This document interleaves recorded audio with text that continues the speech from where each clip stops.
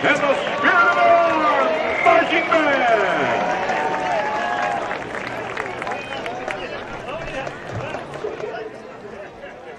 Before you buy, give Mike a try. That's Mike Johnson, Hickory Toyota, or 1-8.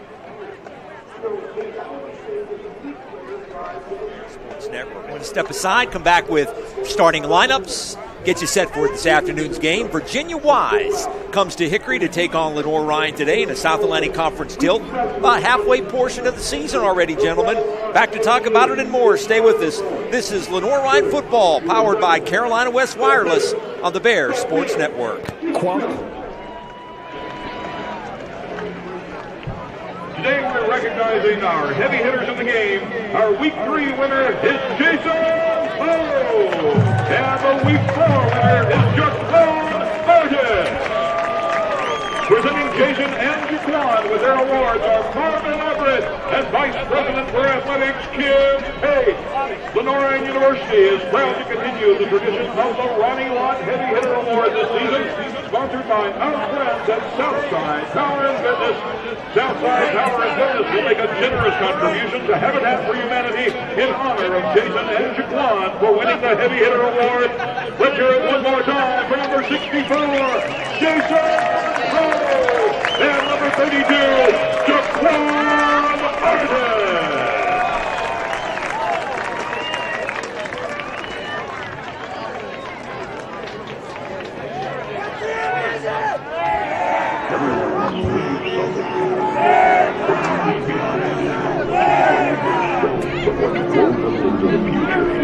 Tradition lives here. The spirit of a champion is not given or taught, but built into your DNA. Your heart pumps blood and pulses determination through your veins. You were built for this. You know we care about people. To carry on your legacy. You were destined to create your own. You were made to raise the bar.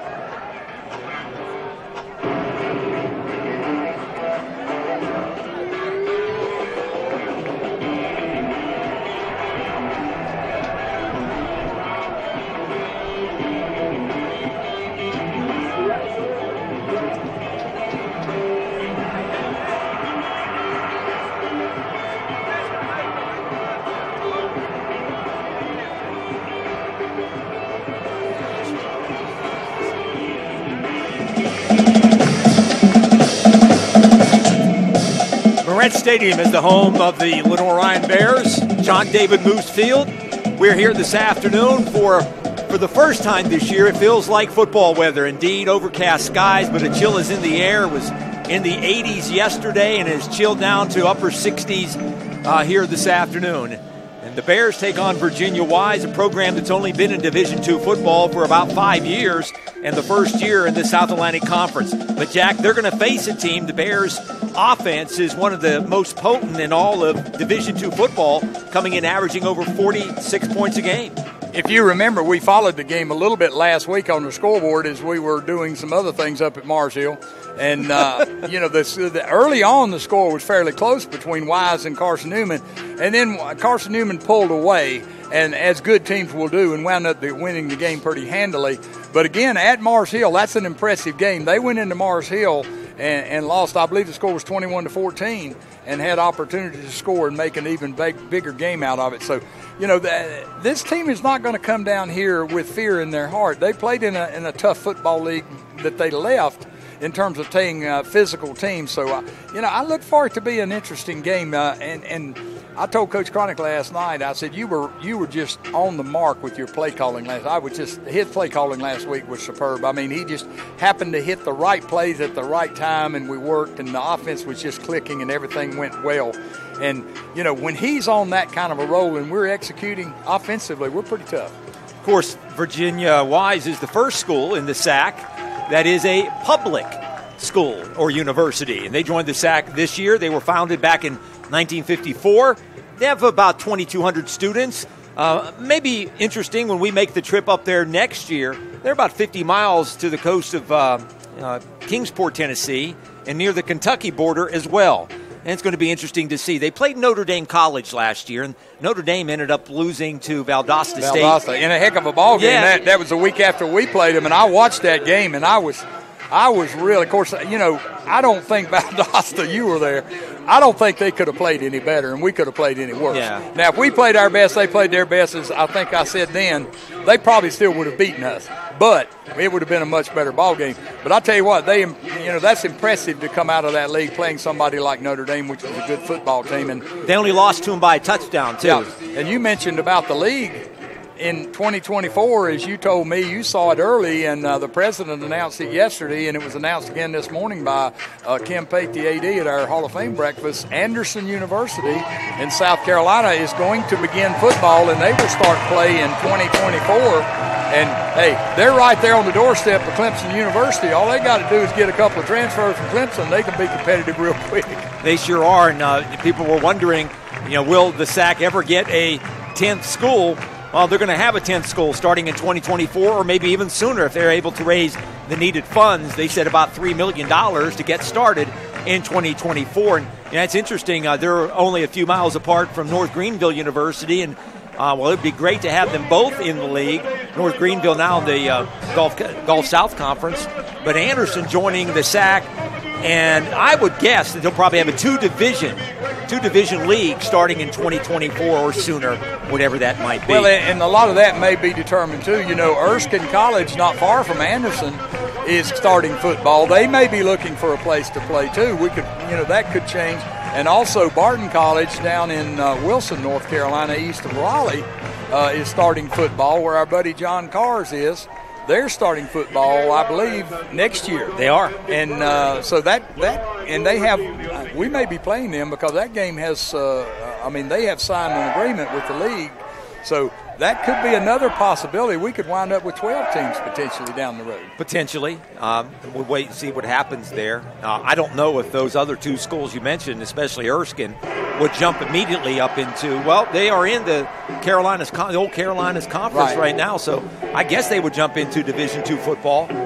We'll see. It's interesting, though. That option remains to be seen what level they'll try to play.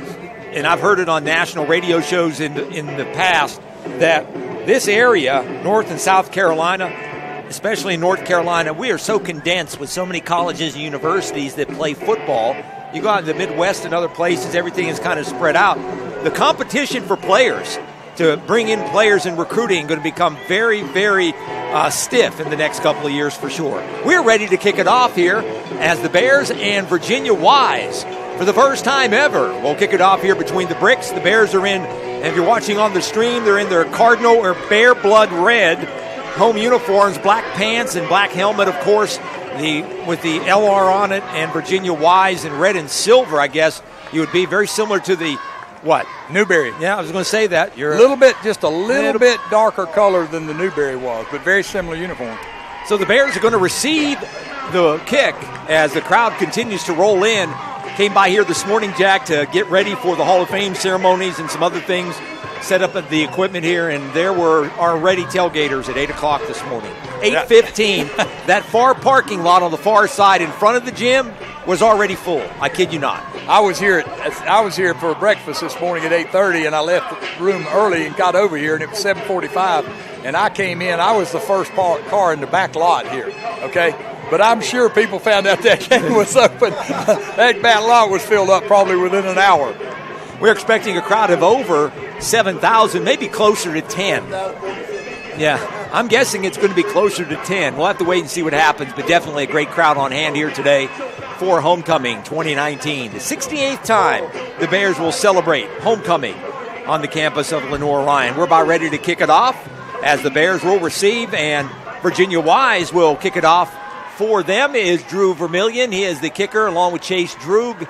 We'll see who that is. That is 59, so it's going to be Droog. He will step into it in just a second. Left-footed kicker, soccer style. Ball's on the left hash and toe the ball. And we're underway. It's a high short kick, and the Bears are going to field it at about the 18-yard line. They go right with it and run out of bounds over there about the 27-yard line. And again, the Bears in their home uniforms, and I believe that was Bradley on the carry on the return. So it's going to be up to the 28, 1st and 10 now for the Bears.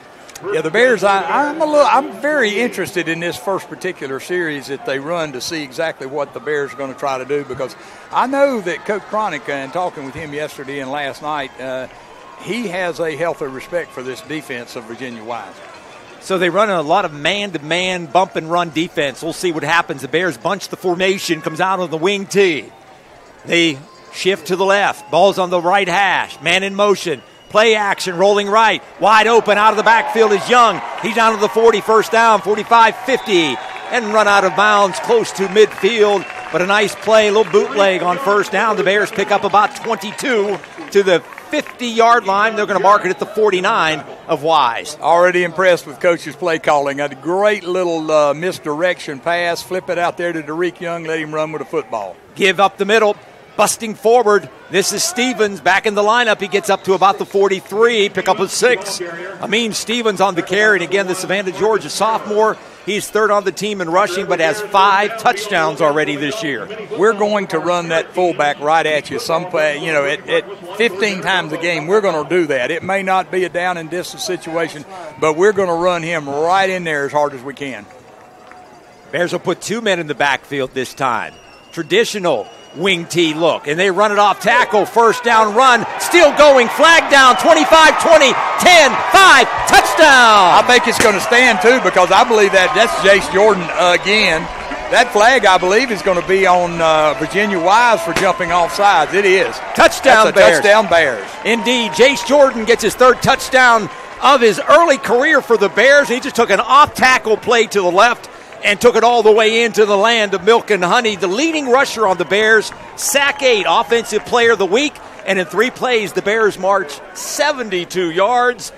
Get on the board early. Wow, has anybody in your recent memory, you made an impact? None. This quickly? None. Me neither.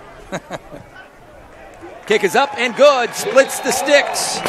As Chase Elbaugh is perfect this year, now 26 of 26. Bears on top, 7-0. Just underway, about a minute in. Back with more. Stay with us. The Bears Sports Network, powered by Carolina West Wireless.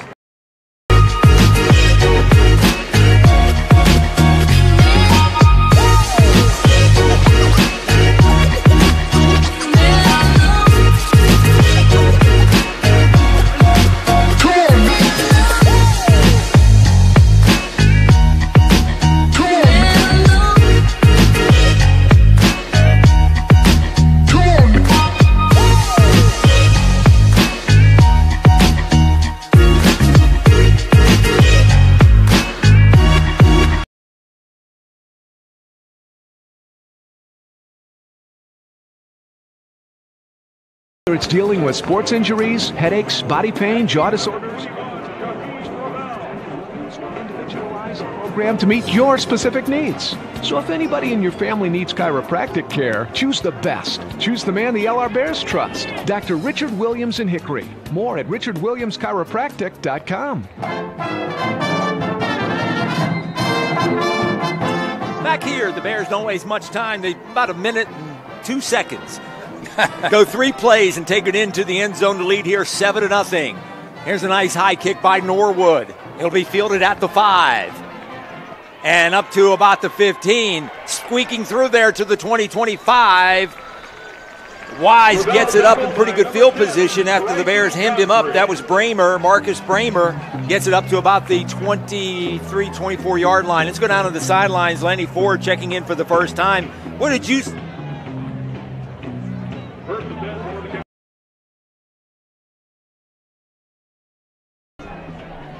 3-play drives always look pretty good, don't they? They were really sharp and crisp. I tell you, I watched the blocking. I saw the replay on my computer here of the touchdown play. Great blocking inside. There's a handoff running outside, cutting the corner, getting the edge over there, and then shoved out. Running back Terrence Lambert, redshirt sophomore out of Suffolk, Virginia, gets pretty good yardage on first down, up to the 30. Call it a gain of 6. I tell you, it's amazing here on Virginia Wise roster. They got duplicate numbers all the way through. Gosh, 8, 9, 10, all the, they got through the 20s. They got a lot of duplicate numbers. 2nd and 4, out of the shotgun. Quick throw across the middle against the Bears zone. Caught for the first down to the 43. Tackled on the play by the Bears. Landon Scott, but not before a nice catch by Parks for the first down. That was a little too easy. We're giving a little too much room back there, and now that was just a really, really easy throw and catch it. There was no contest right there as far as picking up nice yardage on that. Tanner Bernard is the quarterback.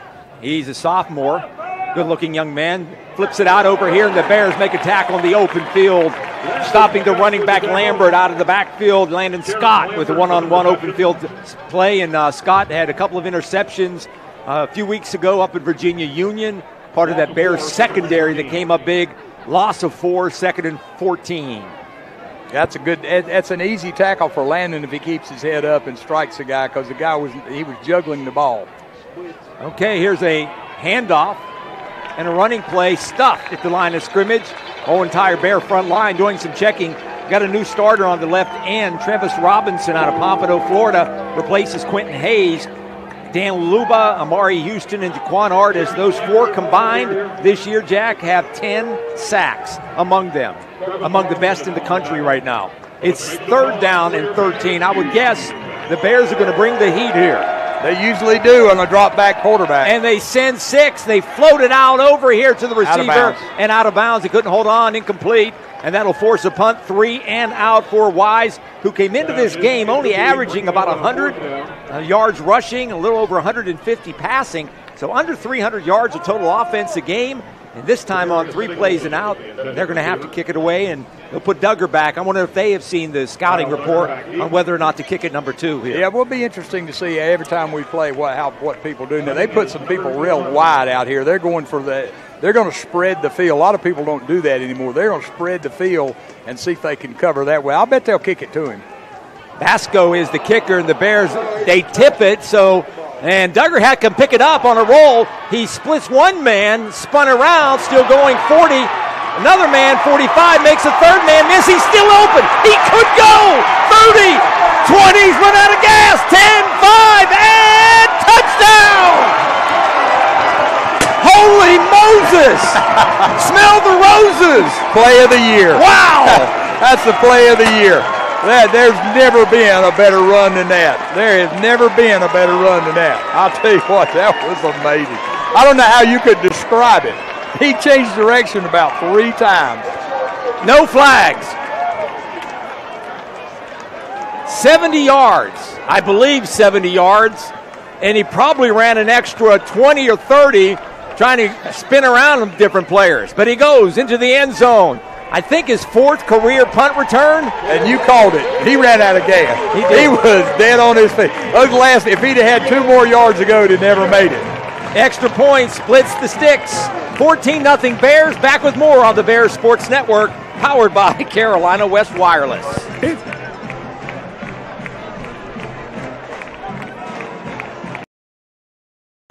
This? I was playing catch a little too hard with the dog. He's got quite an arm. I've been through this before.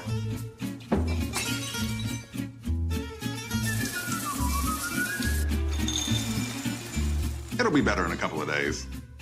Probably. Visit one of Ortho Carolina's specialists right away by logging on to orthocarolina.com. Leave the waiting to this guy. Come on, honey. Ortho Carolina. You improved. Being a champion takes more than skill, more than endless drills, more than using your head. Being a champion takes the heart to give it your all, the agility to thrive from any angle, and the relentless drive to be the best. Welcome to Division II, where the pursuit is yours to create, and the question isn't, can you do it? It's will you? For rehabilitation and whatnot, and a perfect name. I think maybe Kyle Duggar may need some muscle RX right now after that great run. And here's the kick dropped by the return man, and the Bears are going to hem him up way back there inside the 10-yard line. Down to Lanny Ford, and Lanny, I believe Kyle Duggar was coming right at you on that punt return. I'm going to tell you, that was all Kyle Duggar. He was waiting for the seams to open up, and if he had a seam, he could make it through it. And you're right, he barely made it to the end zone because he was tuckered. 9-yard line after the mistake by UVA Wise. You know, Kyle Duggar, there was some reporting coming out by Sports Nation, SB Nation, that rated Duggar as the 5th best safety in all of college football. Not Division II, not Division I, all of college football. And the likelihood of him getting an invite to the NFL's scouting combine is pretty likely. High pass incomplete. Intended over there for the receiver, falls way incomplete over his head, so it's going to bring up 2nd and 10. Yeah, Kyle's getting a nice blow on the sideline right now. They're going to give him a break. And, you know, if you're UVA Wise right now, you're really concerned. You need some first downs. The last thing you want to do right now is get a 3 and out. And with a drop-back quarterback, I'll tell you that plays right into the Bears' defense. Tanner Bernard, he fakes left and throwing over here, fakes to the spin, and they throw out to the receiver, caught for the short pickup. And it's going to bring up 3rd down and about 9, 3rd and 9. That was a gain of only 1. Good play over there by Milliken. A little wide receiver screen that time. The quarterback is Tanner Bernard. Is that number 12? That looks like 13. 13. Well, they got Tanner Bernard. I got 13 as a freshman kid on the roster. I don't know which is which.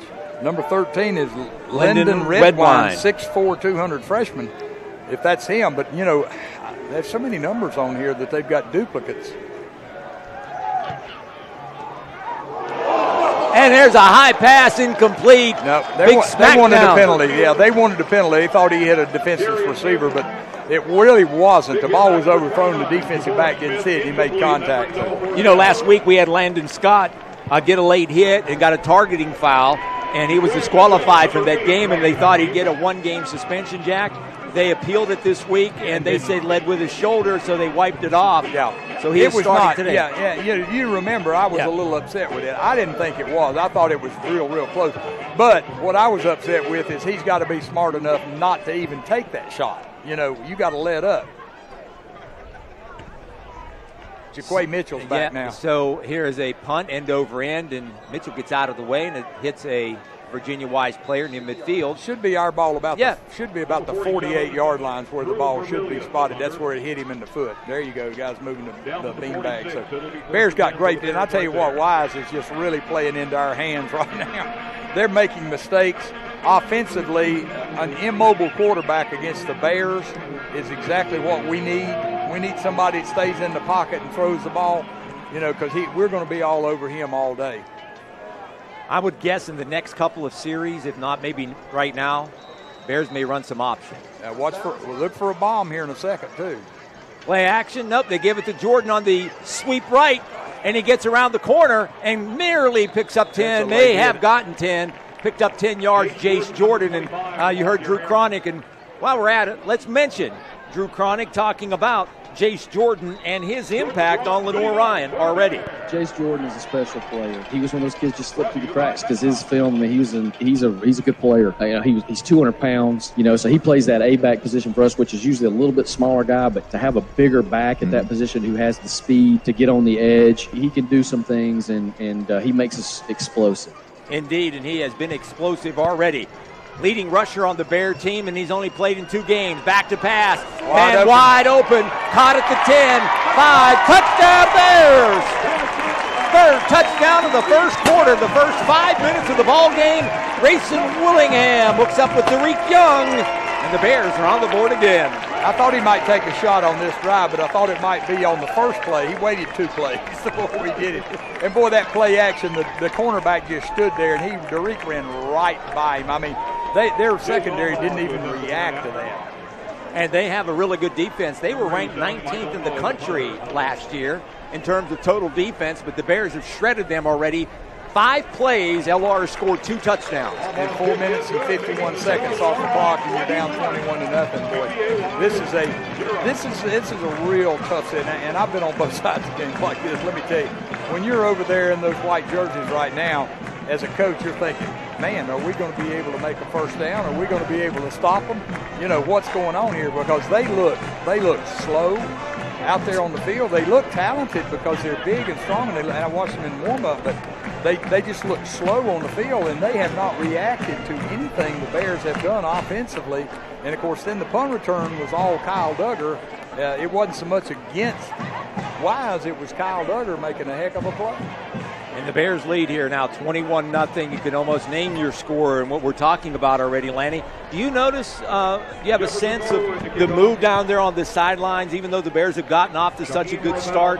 Is there any overconfidence is what I'm trying to ask, I guess? I don't think so. It looks like they're just excited to be back where they feel like they should be, because I don't think there's been a few games that they haven't played up to what Coach Cronick or anyone else thought they should be this year. You're right, and Coach has mentioned that in a couple of the coaches' shows. We've talked to him about being the best that you can very much be each and every week, and that is what the Bears have been here early on in the first 5 minutes. Here's the kickoff by Norwood, picked up at the 5, running left. Man breaks one tackle, runs over a Bear before he's tackled at the 22, and that is Smith on the return. Okay, so it's a pickup about 14 yards on the kick return, and now the Bear defense comes out after getting Virginia Wise on what has been so far a fantastic first couple of series for the LR defense. 6 plays and out, no first downs just yet, and Wise comes out this time again. They're going to split everybody 4 wide, 3 to the near side, 1 to the far. Ball's set on the left hash. Handoff running back left side, tackled down quickly as he's hit and dropped. Lambert tackled on the play. I believe that may have been Preston Joseph. Jack, one thing's impressive about that LR defense, they have not given up a 100-yard rusher in almost 2 years. Well, the interior, the 4 interior guys can stop the run, and our linebackers are pretty mobile. They can get to the play, and that's a good formula to have stop run. Second down, quick pass over here, incomplete. Duggar on the coverage. I believe on the tight end. Duggar. Yeah, I think it's number 11. That is Landon Scott. Nope, not Landon Scott. Eric Jackson, National Defensive Player of the Week in Division II for his 3 interceptions last week against Mars Hill and a team-leading 10 touchdowns, 10 tackles. 3rd and 10 now for Virginia Wise. Bernard was the starter, and he is out of there right now, and Redwine is in at quarterback. 3rd down, short drop, under pressure. He steps up. He's going to try to pick up the first down, and shy goes Redwine before he is tackled on the play by Joseph and gets up slowly at about the 29. So another punt coming up, perhaps. Some of the players saying, let's go for it. One of the players said, let's go for it. Why stop? You know, the coach is not, coach ain't falling for that. If he's going to go for it, he's going to go for it maybe with a fake. But the Bears are not putting in a punt return team. They got the defense on the field. They may do this the rest of the game. They may just leave the defense out there, figuring they may not punt it, and Duggar's going back. By the way, I went up there to check with Jeremy Salaka, the SID, on that quarterback's number to make sure we had the right one, and I glanced out to the practice field. There's a couple of tag games out there so far. Look a little better than this one. There's the punt to Duggar. He splits through it again. He's at midfield, breaks one. He's down the sidelines, and he's going to gone. Bye-bye. Nobody will touch him. Kyle Duggar in the end zone for the 2nd time in 6 minutes. And the Bears now lead 26 or 27 to nothing. I'll tell you what, that one wasn't much fun. You know, that one wasn't much fun. He caught that ball and hit the seam, and that was it. I think one guy, one-hand tag, I think a guy got him over there about the 30, and then he just ducked around and kept going. The impressive thing was when he caught that 2nd gear. Yeah, he did turn it on now. You're right, Lanny. He kind of had it in control there until he saw this. When he saw pay dirt, that's when he kicked it in, as Lanny said.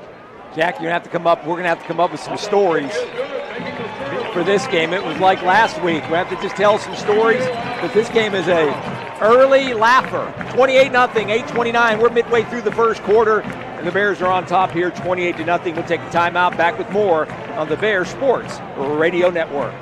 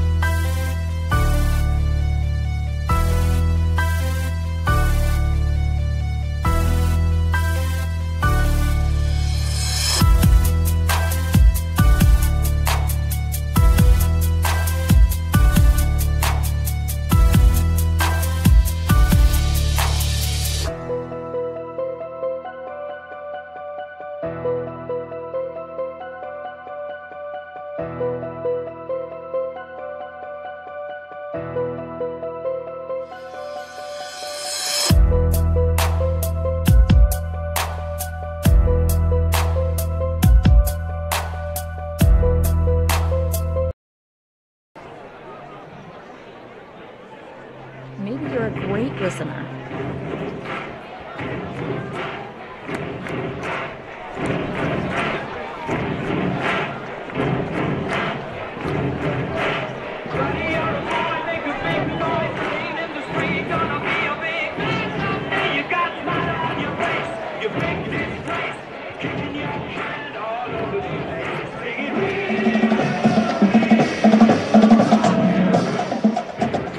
Back here before today's game, we talked with head coach Drew Cronick and asked him for his assessment on Virginia Wise. Here is what the coach had to say. They will be the best defensive team we've played so far. And that was a little bit surprising to me. But my evaluation of them on film has been they play hard. They've got some guys. They do a nice job coaching them. So that'll be a big challenge for our offense. I think it's the best defensive team we've seen to this point this fall.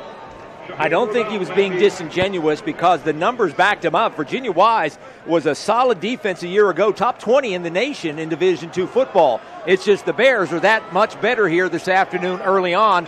Lenoir-Rhyne's only run, 5 plays and scored 2 touchdowns and 2 punt returns. I started to say we got 2 punt returns. Take away the punt returns and the score's 14-0. Maybe we get another one at 21. But, disingenuous now, does that mean like you – that's not coach speak. He wasn't. Yeah. That wasn't coach speak. He was being for real. And he said he was last night when I talked to him. I talked to him twice yesterday, and he told me the same thing both times. He said defensively they're a real challenge, and I know we've had some injuries on the interior line. We'll have to check and see who's playing in there. But I tell you what, they've done a heck of a job with the offense so far, and of course the punt return game's been out of sight. All right, so here's a quick toss. Running with the ball left side is Lambert. And he is tackled from behind at the 26. Bears in their home Cardinal uniform, or the Bear Blood Red, tackled by Horn on the play, I believe. Clayton Horn, along with Preston Joseph, I believe. And it's a short pickup, 2nd and 8. The Bears' defense runs well, as I said before. Their interior guys are quick, and we can get a pass rush with 4 guys. We bring stunts a lot of times. This guy's going to stay in the pocket. He ran out last time, but that's not going to happen very much. 2nd down and running with the ball once again. This time it's number 26, Jaquan Anderson. Picks up 3 up to the 30. 3rd down and 5. I think one reason we're seeing the running game right now is the coach is saying, let's get this clock started. Let's try to run some time off the clock. We don't want to, but Lenoir-Rhyne scoring quickly on punt returns or whatever. So, let's try to eat some clock with our offense. Bears send 6 up the middle, slant pass caught, 1st down.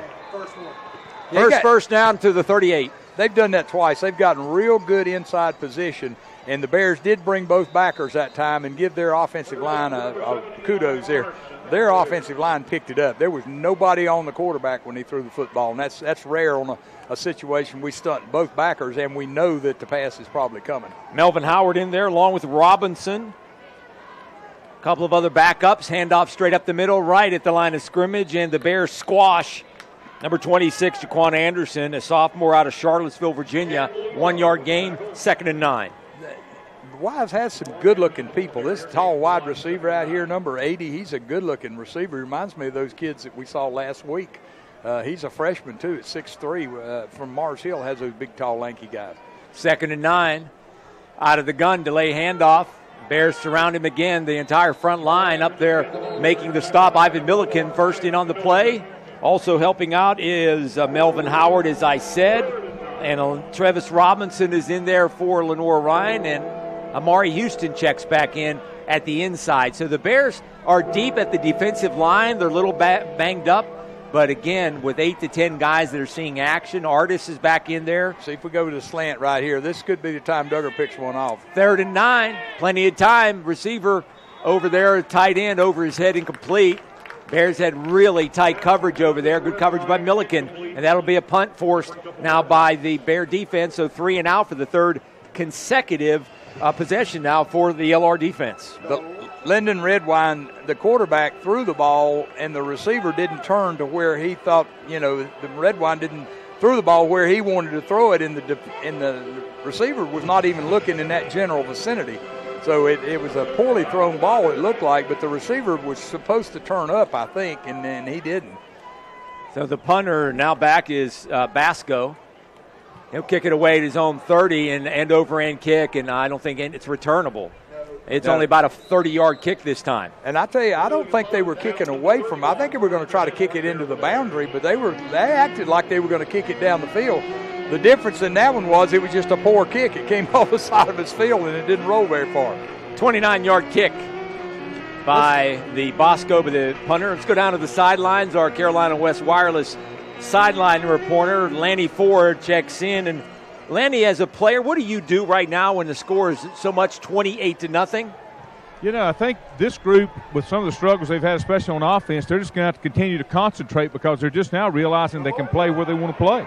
All right, so there is number 17. 17 is Hayden Mann, transfer from James Madison, takes it out of the shotgun and just runs left, and he'll get up to about the 39. That's an 8-yard pickup. That's one of those plays Coach said, okay, we're going to show Tusculum, we're going to show Carson Newman, we're going to show people down the line. We've got a quarterback we may stick in there and do some things with, and all that does is take up their practice time getting ready for something else. Handoff right side, picking up the first down over the 45-yard line. Nice run, I believe, is that Kane Cruz. Cruz does get the pickup and a Bear first down, brought to you by Custom Design Group, the official team clothier of Lenoir-Rhyne Athletics. Ian Brinson, number 51, the right tackle. His dad and I played golf together yesterday and had a great time. His dad is about 5'10" and about 175 pounds, believe it or not. Bears send a man in motion, takes the handoff. That's Mitchell trying to cut left, and he does. Gets around the corner to the 45 on 1st and 10. He'll pick up 8. 2nd and short. The ball now in Wise territory at the 45. Only 2 yards to pick it up, but the Bears are moving once again, and this is a long drive. What is this, the 4th play? Yeah, I noticed, too, looks like 66 is in there, Shane Wells. Blake Jefferson is back in there at center again. Clifton's playing left tackle. Handoff fullback, straight up the middle, picking up the first down. That's Stevens. He came in averaging about 4 yards a carry, and he picked up about 10 that time. That's your option look you were talking about, Juju. The ride, he kicked that foot back there and rode him in there a lot like we used to see in the wishbone all the time. I think he had the option to pull that ball out, but, boy, the run was so wide open, he just let Amin Stevens have it. Isn't that the midline option? It's a little wider than that. Yeah, they went a little wider. Back to pass, play action. Willingham down the field, deep, incomplete over his head. They were trying to go deep that time for number 88 that time. Is not 88.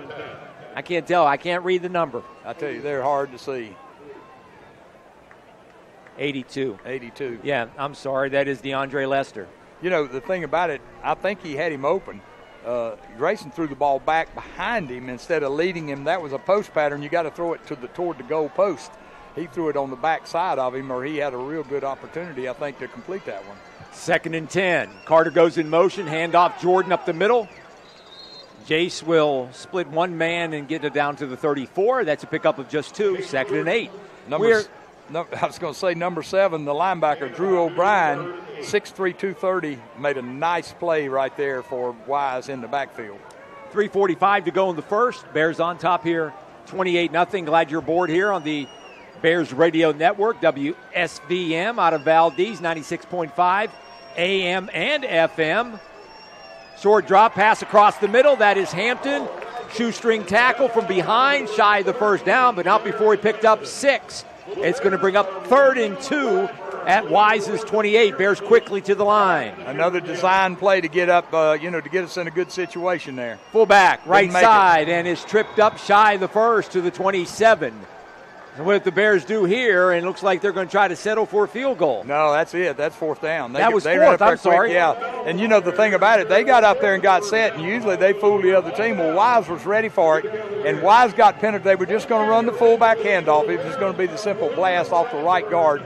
And Wise got penetration. They got 2 inside people. I remember Coach talking about it. He said they got 2 inside guys that are pretty good. Well, one of them just penetrated right there and caused the Bears to go turnover on downs. Lennon Redwine is the quarterback today, 6'4" freshman out of Gate City, Virginia. We'll lead him out of the shotgun. Handoff straight up the middle, and coming in from his linebacker position, he actually lined up on the line of scrimmage is Clayton Horn, and he makes the stop right at the line at the 28, now 2nd and 10. Redwine looks like the type of quarterback the Bears like to play against because he's a pocket guy. They may run him a little bit, but they're not going to run him much, and he's not going to run out of fear and do a great job. He doesn't show that kind of speed. But he's a pocket passer. If you give him a clean pocket, he's already proved he can throw the ball and complete him if he gets a clean pocket back there. Only have scored 8 touchdowns in 4 games this year. Draw play, and the Bears snuff it out. Luba. I bet you that's Luba. It sure is. I tell you what, when you see somebody that just can't get blocked, that was Luba.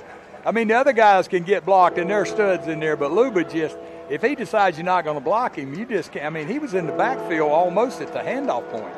Bears have the best defensive line in all of the South Atlantic Conference. And again, the starters are back in there. It's Robinson, Luba, Houston, and Artis. 3rd and 11. Out of the gun. Redwine. Back to pass. Looking right. Under pressure. Down he goes. Holding. Flag coming down. Lanny called holding. And it didn't matter. Were they trying to hold that? Jaquan Artis, Lanny? Yes, sir. And he made the sack. Talked to Jaquan this week. Bears Talk Live, Blowing Rock Brewery and Draft House. And fine young man. He has come a long way. Coach said he has been lights out in practice. Most focused athlete on the team right now, football-wise, and is locked in. And oh, betcha he is. He has now 6.5 sacks, among the top 5 in all of college football. Not only does he lead the conference in sacks, Jack, but also in tackles for loss. He's just having a fine senior season, all conference, and I believe will be an All-American this year. He's 245 pounds at 6'2", and he doesn't look that big, but he plays big.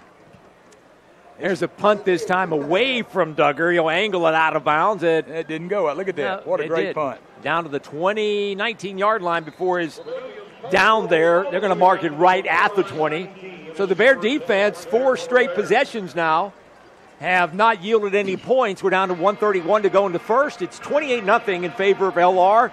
2 quick touchdowns by the offense on 5 plays and 2 Kyle Duggar punt returns in the first quarter alone. So we're talking about some big plays already. It's 28-0 in favor of the Bears.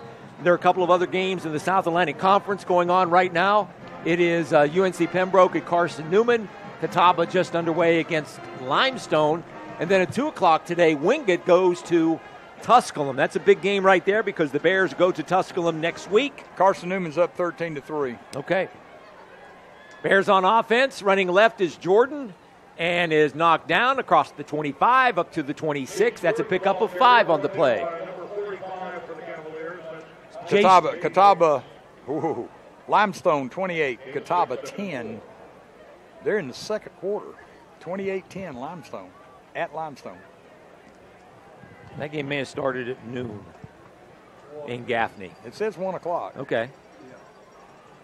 2nd down and 5.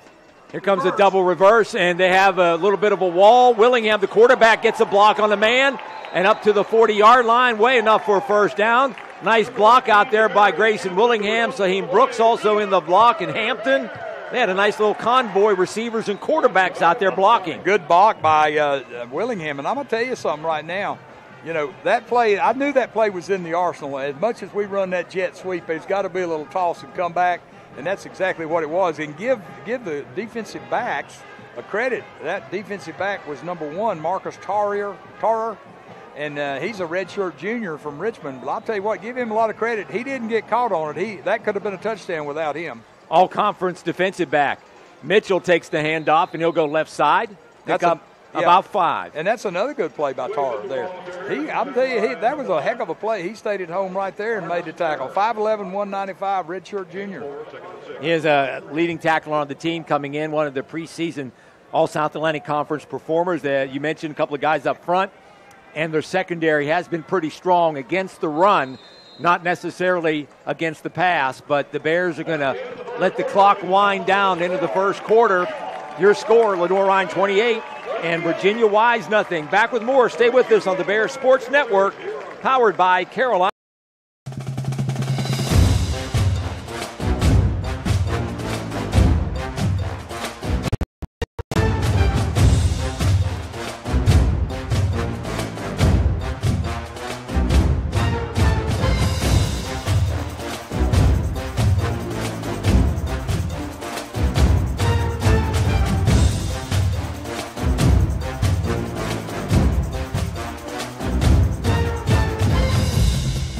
In NCAA Division II, community engagement is an initiative at all 25 national championships because student-athletes want to give back while competing for a national title.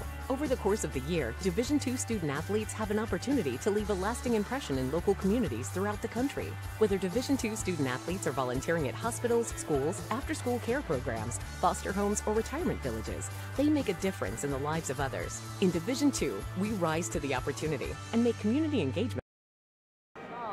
Southside Power and Fitness, Hickory's only state-of-the-art fitness facility, conveniently located at Moretz Mills, with over 16,000 square feet of fitness equipment, 14,000 pounds of weights, 25 free weekly group fitness classes, and unlimited possibilities, offering the best in certified personal training, TRX, bar,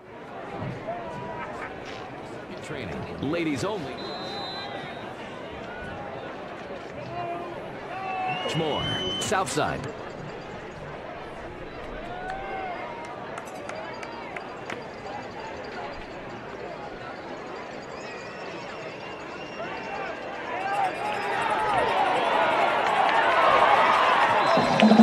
Back here, Choo-Choo Phillips, Jack Huss as we start the second quarter. Mike McCree, Lanny Ford on the sidelines. Jace Jordan, the South Atlantic Conference Player of the Week on offense, just broke one deep into Virginia Wise territory. And the Bears have a first down, another custom design group first down at the 34. And he had 63 yards in the first quarter.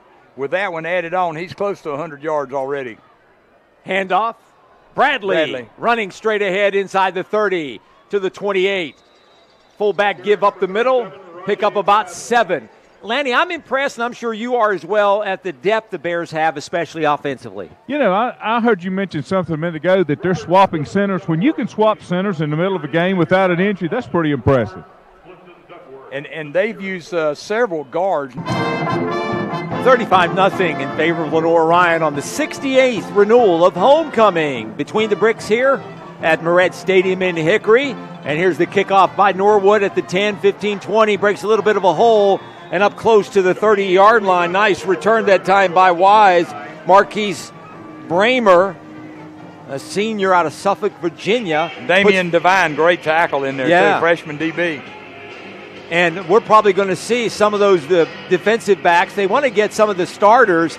They've been banged up a little bit. They're minus all-conference inside linebacker Sherrod Williams today. He's out with a groin injury. So the Bears have used a lot of different players already, especially along the defensive line. And right now, Wise just trying to get something going at their own 30. Back to pass. They're going to try to throw it deep in front of their bench, high and out of bounds. He caught it, but it was way out of bounds. 2nd and 10. Bears had blanket coverage over on the far side. I believe that was Scott. He's trying to get those wide receivers one-on-one against our defensive backs. They've got them on a height advantage.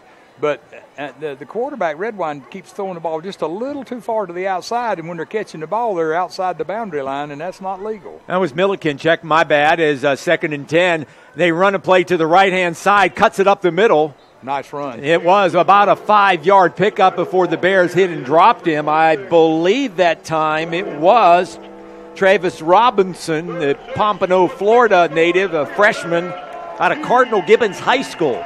3rd and 5 now. They spread them out. 3 here to the near side. 3 trips and a tight end on the far side. They have it at the right hash. They'll send the halfback to the left of the quarterback, Redwine, out of the gun. 29. Hands it right side. Flag down. They bump the running back out of bounds. Milliken comes up, knocks him down. We'll see with the flags, but it's going to be shy of the first down. It could be a chop block because it kind of came in late, and it was kind of toward the backside. That's where chop blocks, when you run a wide play, it usually comes, a chop block comes the guard, tackle, center on the backside. Well, the center's not really on the backside, but you know what I mean. The backside away from guard the play. And tackle, yeah. I got a question about homecoming, too, in a minute for you. Remind me the 68th renewal, okay? Remind me. As we wait on the officials' call, SAC conference today, Limestone leading Catawba 28-10. Carson Newman over UNC Pembroke. Chop block. 13-0, and again a chop block.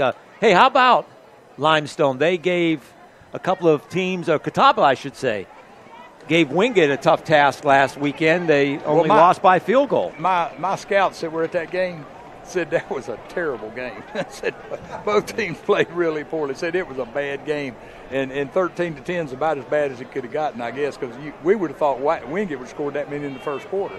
But Catawba and Wingate is a rivalry to some degree. Wingate's got rivalries with Catawba and us now, and we've always had Catawba and Wingate's kind of replaced Carson Newman a little bit. Although Carson Newman's they're still the one for everybody because they remember getting beat so many times for so long. But the conference is really special right now. I think the conference is more competitive than it's ever been. And you've got let's face it, right now it looks like primarily it's Lenoir-Rhyne, Wingate, and Carson Newman at the top, and everybody else fighting for the other spots. But anybody can beat you in this league. You just go out and play a halfway game against somebody and see what happens.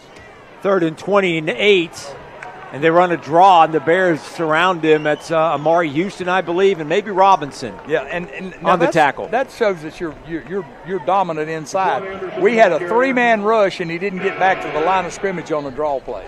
That tells you got problems. Nante Young also in there, the redshirt junior linebacker out of Weechee, Florida, and Texas El Paso as a transfer. Now, he may be, my guess is he kicks this ball toward the right boundary, toward their sideline. That's where I'd be kicking it.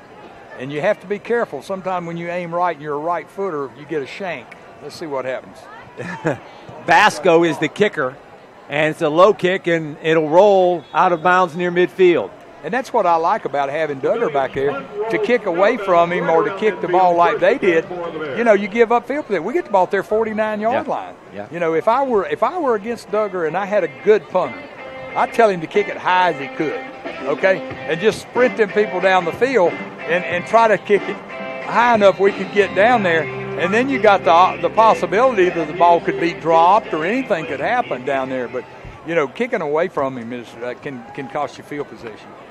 Virginia Wise came into this game last year in defense. They were top 25 in 6 categories. And the Bears have put a bunch of points on. They're going to go deep again. Downfield for Brooks, off his hands and complete. Got to put out both hands. You've got to reach out with both. He reached out with one hand instead of two. That's Demarius Hampton. Yeah. 13 instead of 14. My bad. You got to stick out both hands right there, Juju. You would have caught that because you'd have laid out. I can't run that. I could never run that far, I that didn't fast. say anything about it. I said if you got there, you'd have caught that ball. I was good on the 12-yard curl. That's a good time to take a shot, too, because we're probably in what he wants. He could run 4-down territory here. Bears run a fullback dive up the middle to the B-back and down to the 41. I believe that's Bradley. Checks in, and he gets a nice pickup. That's Bell, 47. That was that option look, too. That was the play that we've seen a good bit where he's riding that thing in there. So it's going to be now 3rd and 2 at the 41 of Wise. 10.5 minutes to go before half. 35-0 in favor of 8th-ranked LR. Let's see what happens here with the play call.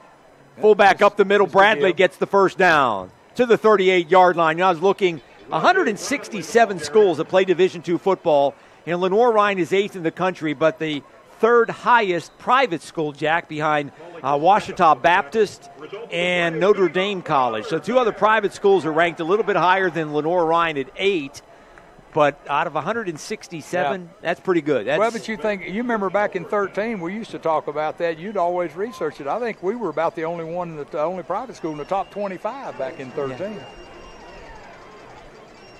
Bears get a fresh set of downs on the custom design group first down. 38 of Wise, play action, rolling right. Willingham dumps it out of the backfield to Mitchell, and he'll get it down to the 25. Close to the 20-yard line. That is Ryan Carter, the sophomore out of Georgia, and he picks up the first down. Just a simple, bootleg pass from Willingham. It was simple, but he sets it up. So he shifts those linemen. Everything looks like power left, the guy in motion, and then he fakes it and runs the guy in the flat, and there's nobody out there. Everybody's over there looking for power on the other side because that's where he shifted the lineman to. Everything that Coach Cronick does, there's a reason for it. He sets up something with something. He's run that option play. Look, I can't tell you how many times already today. He's setting that up for down the line. He'll use it some today maybe, but it's coming down the line. You're going to see a 3rd and 1. We're going to run the option play, and Willingham's going to walk in the end zone. Bryson Godfrey on the last carry out of Alexander Central nearby Taylorsville. Gets the handoff this time. It's Mitchell following his blockers around the right end. Gets it inside the 10. First down Bears. Another custom design group first down. They'll mark it at the 9. Goes Jaquay Mitchell. Bears again showing a bunch of different players. About 8 different players have carried the ball already here in the first half. Man goes in motion. That's Young carrying it left side inside the 5, and he'll get into the end zone. Derek Young scores his second touchdown of the first half, and with 8:41 to go here in the second quarter, it's Lenoir-Rhyne 41 and Virginia Wise nothing. Well, I tell you what, it's a great homecoming. Heck of a crowd. Even look at the visitor side over there. The visitor side probably a little over half full, and maybe more than that. But, you know, a great crowd, and Coach Cronic's going to send them home early, I'm afraid. 7 plays and 49 yards. Landy, have you seen an impressive performance like this from a college football team in a long time? No, I hadn't. I tell you, the thing that's most impressive is how much they run the hurry-up offense and how many fresh bodies they can put on the field and not notice the difference. Good point. Extra point by Alba splits the sticks. 42-0 in favor of LR. Still halfway to go here in the second quarter. We'll take another timeout. Come back with more. You're listening to Bear Football, powered by Carolina West Wireless. Being a champion takes more than talent, more than the perfect pass, more than using your head. Being a champion takes the spirit to always push harder, the ability to overcome any hurdle, and the fire to be the best. Welcome to Division II, where the pursuit is yours to create. And the question isn't, can you do it? It's, will you?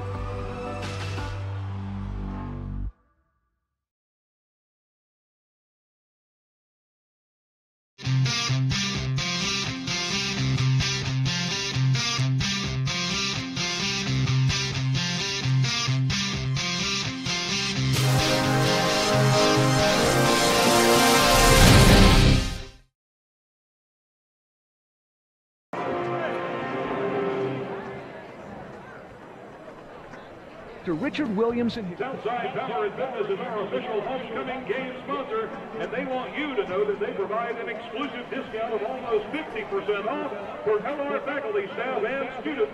Experience what Southside has to offer at southsidepf.com.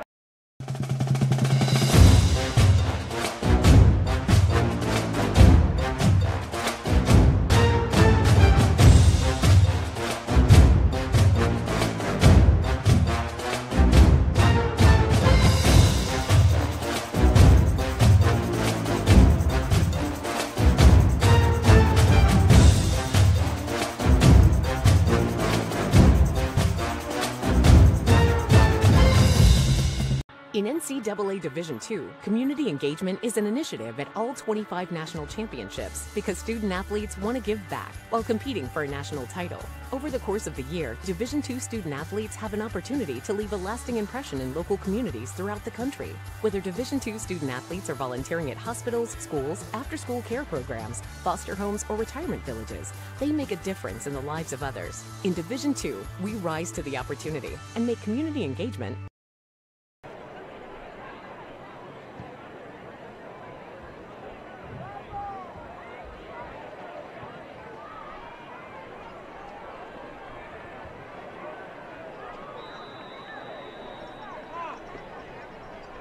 Lavelle brought down by number 3, Marcus Rosser. He's at the 24. It'll be first and 10 right there for UVA Wise.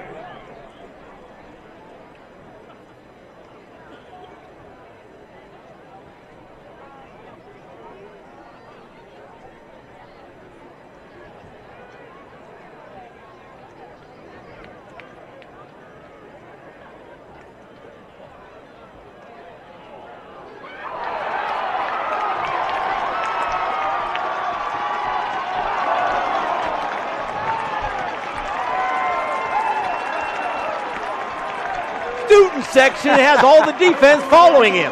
Nice play by Clayton Horn. Just stepped in front of the receiver that time on a quick slant, and he almost took it into the end zone down to you, Lanny, on the sidelines among the celebratory people down there. There are some shell-shocked people in those white jerseys right now, Juju, because they haven't figured out what it is they can do to stop this avalanche. And I'm going to tell you, I wish I could see the replay on this, but my computer's hung up showing the replay. But somebody hit the quarterback. Somebody did. Yeah, they get a lot of credit. They hit the quarterback, and the ball just floated out there. Yep. And I'll tell you what, I thought he was going to make it to the end zone, but he stumbled a little bit. And Clayton Boyd, you talking about someone who loved it. He would have loved to have scored there. A linebacker, running back, an interception for a TD. Played running back in high school. I believe played fullback in Mount Pleasant.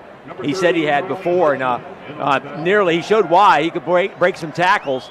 And while that first and goal, it was a run play to Stevens, and he nearly got it to the end zone. It's at the 1, second down and goal. 7:55 to go before halftime. 42-0 in favor of the Bears. They shift their offensive line under center. Willingham, jet sweep right side, touchdown.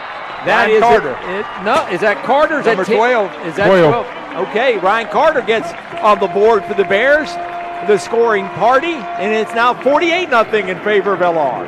You know, it was almost a point right there where Coach was saying, all right, who do I want to let have a touchdown? Who hasn't scored a touchdown in a while? Let's let Ryan Carter run it in. I think he could have given it to anybody. 2 plays, 3 yards. After the turnover, Bears get one, and it's now 48-0.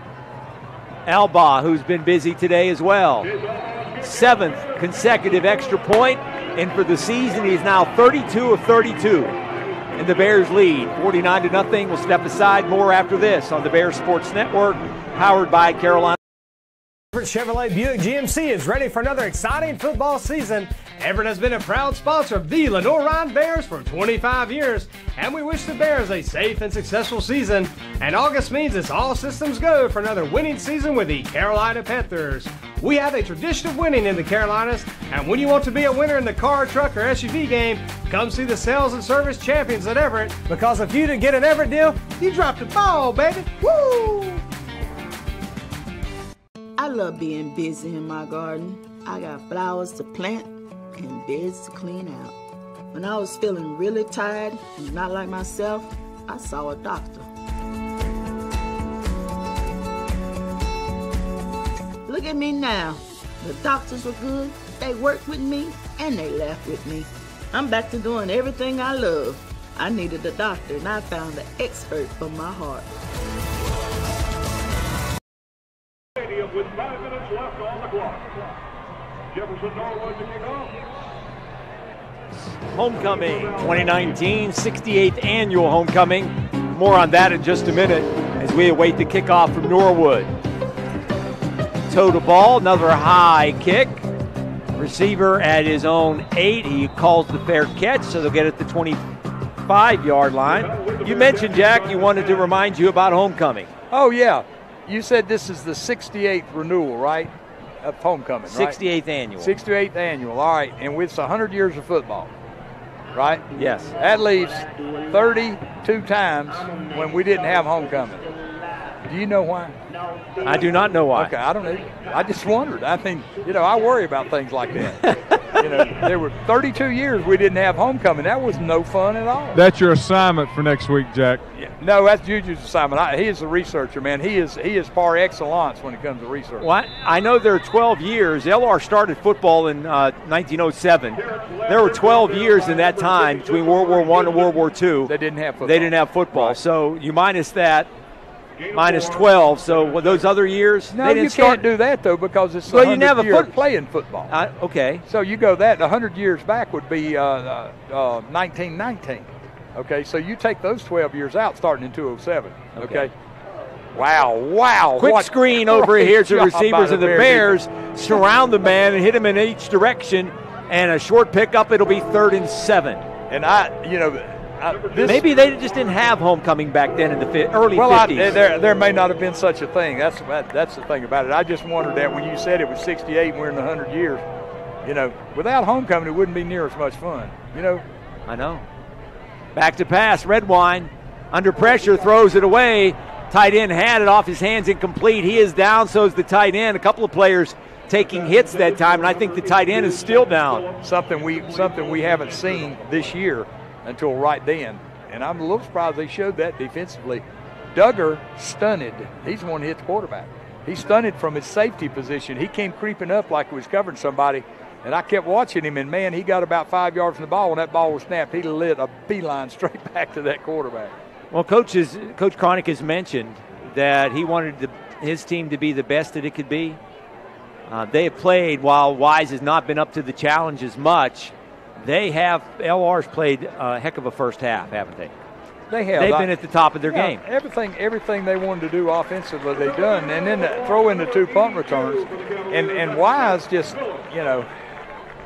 they just look like the game's too big for them right now.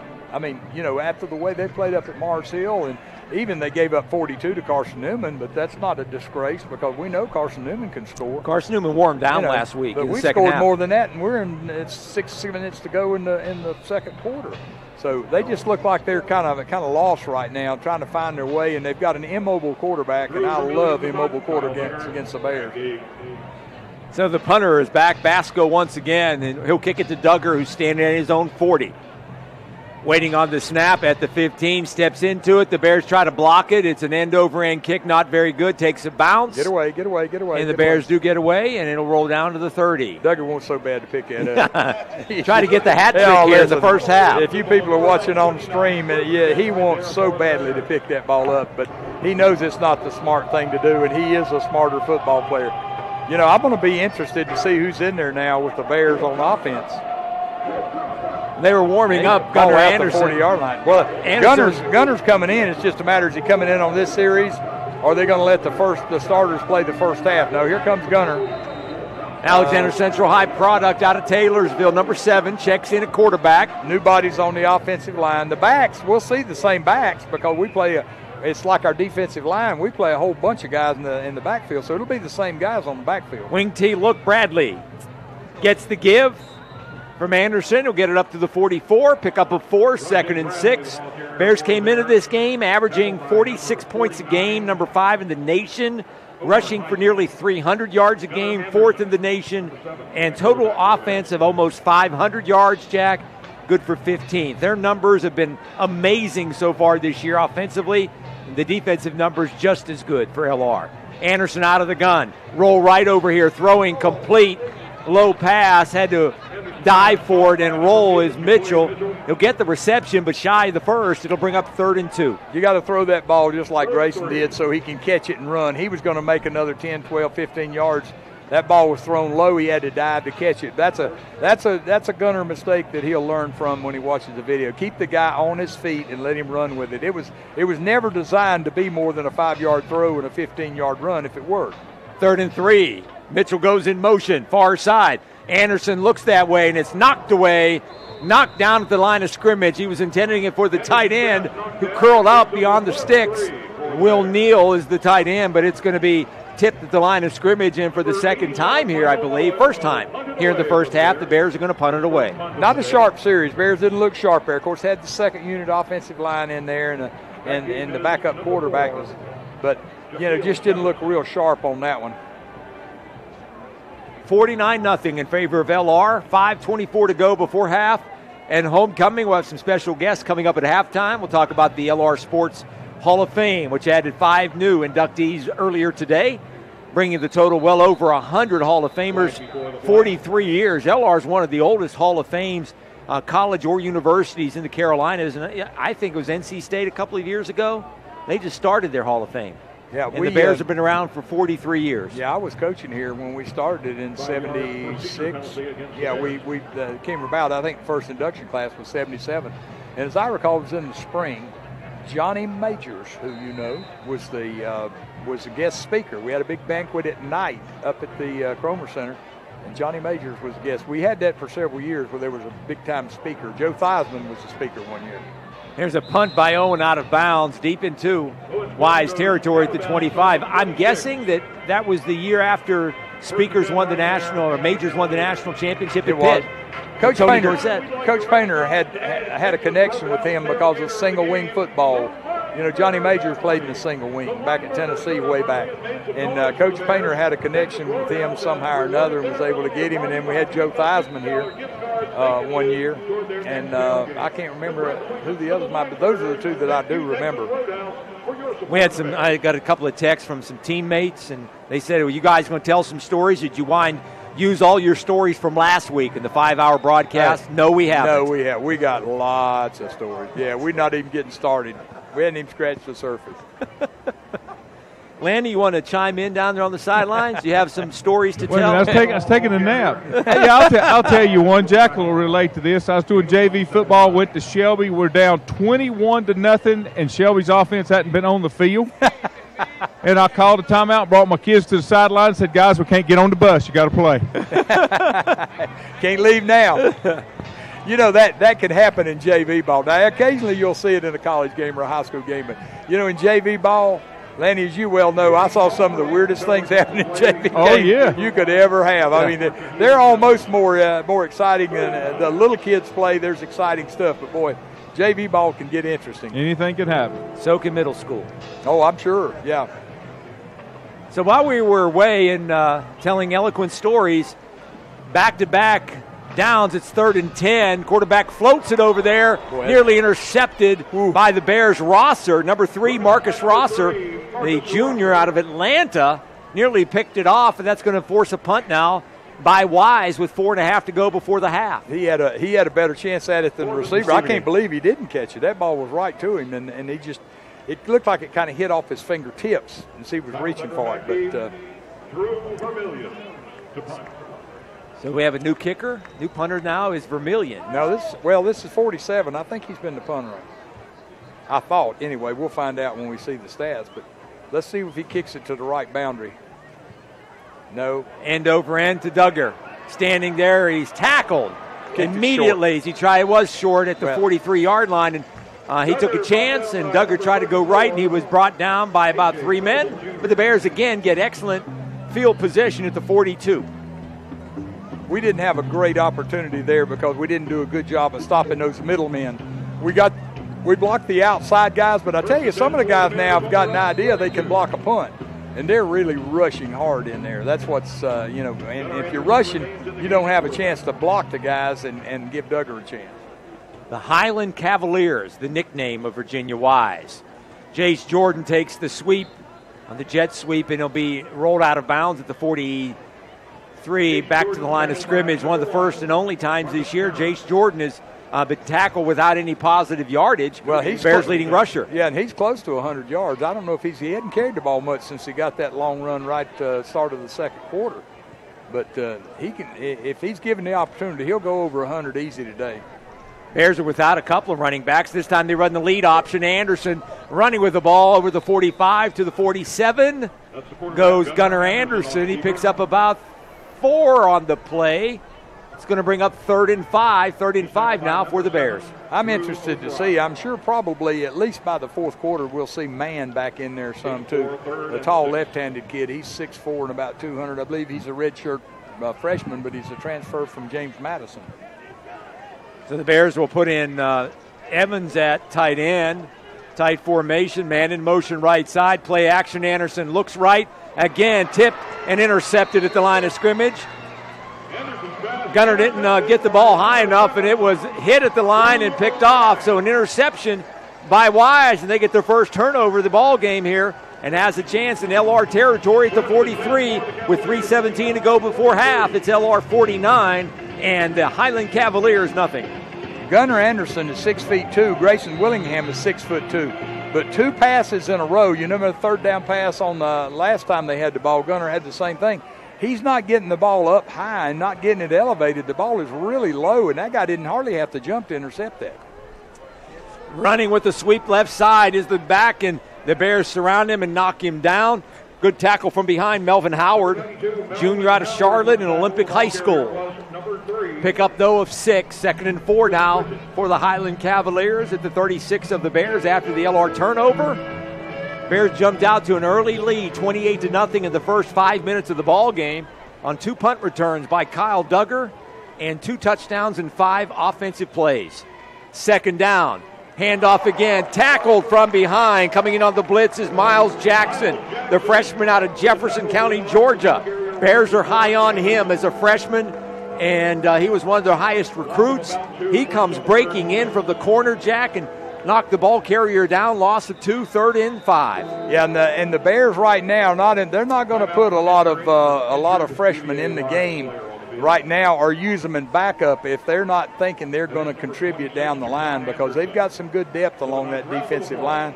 So they're not going to put that young man in there unless they think he's ready to go, because, with the new rules, you can play up to 4 games and still redshirt. Yeah, and I asked Coach Cronick that, and he said that rule does not apply to Division II. Oh, really? But they hope to institute it next year. Oh, it doesn't? Oh, okay. I was under the impression as well. That's why I asked him. He said, no, we've been trying to get it that way. Well, but when they do things in eligibility, usually it applies up and down the line is what I was thinking.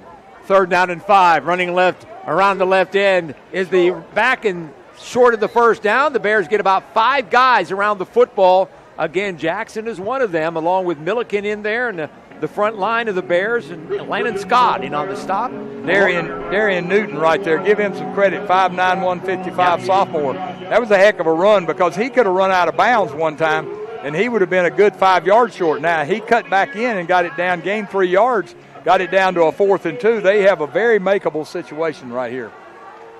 35 of LR. A minute and a half to go before the half. Timeout. Lenoir-Rhyne.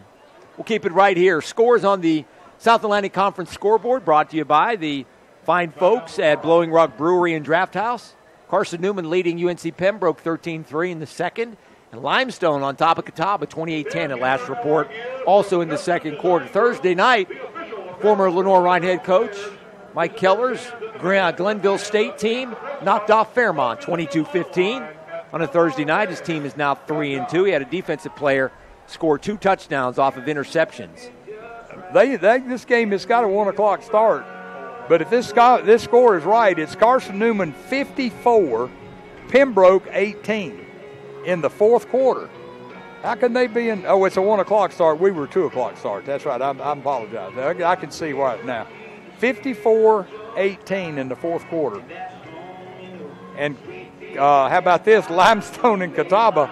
Limestone 35, Catawba 24 in the 3rd quarter. Wow. A lot of points being put up by SAC teams today.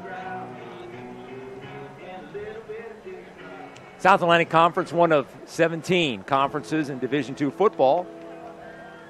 Rankings are out, and Wingate in the top 25. I think they were 17 this week. Not much has changed in the top 10 in the rankings. We'll get back to that in a minute, but here it's 4th and 3. Ball's at the 35. Wise going for it. Out of the gun. Back to pass. Redwine looking right, under pressure, throwing downfield. Intercepted. Underthrew his man, but the Bears had excellent coverage over there. He threw it. And that is Javaris Smith on the interception. Sophomore out of Savannah. Hey, and that's a great interception.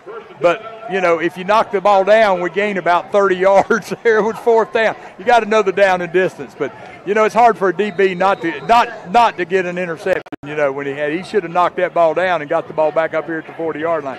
But regardless of that, it's a great interception, and I know the young man's happy with it, and the defense is happy with it. They don't put knockdowns in the stats, Jack. You got that. My bad. The thing about it was the guy that was open was the guy that was in front. He had a guy behind, and the guy was in front. He threw it to the guy behind, and that's where Smith fell back. If they'd thrown it to the guy in front of him, which was Smith's guy to cover, he was the guy that was open. Jarick Young just took a handoff and picked up 10 yards and a 1st down. Another custom design group 1st down for the Bears after teams have exchanged turnovers here at the 27. 1:15 to go before half. Homecoming here at Lenoir-Rhyne, 49-0 in favor of the good guys. Back to pass, Anderson throwing downfield, play action. Incomplete over the head of Young near midfield. Threw it high. 2nd down and 10. Gunner hadn't been real sharp throwing the football so far. That ball was kind of floated out there. That was kind of a throw it up and hope the guy can get to it. But at least he did overthrow it, which is what you want to do. You don't want to underthrow that ball unless you know your receiver can come back and get it. Virginia Wise, a team that was in NAIA school. They only been around since 1954. You know, we were having homecoming before they were even a school. There you go. Gunnar Anderson with the keeper left side, close to the first down on 2nd and 10, picks up 9 up to the 36. That's one thing Gunnar can do now. He can run with the football. He's got good foot speed. He turned that up into the gap, and that was a design run with 3 guys out in front of him, and all the backs were blocking. They'll give him 8 yards, 2nd down and 2. And this is Bradley. Make it 3rd and 2. He's not going to make the first down. He's going to have it back. He didn't gain anything. He fell toward the line, but they got it marked. That's twice now. I know that's concerning to coach that on 3rd down and 2 twice we've not made it a foot. We didn't make anything.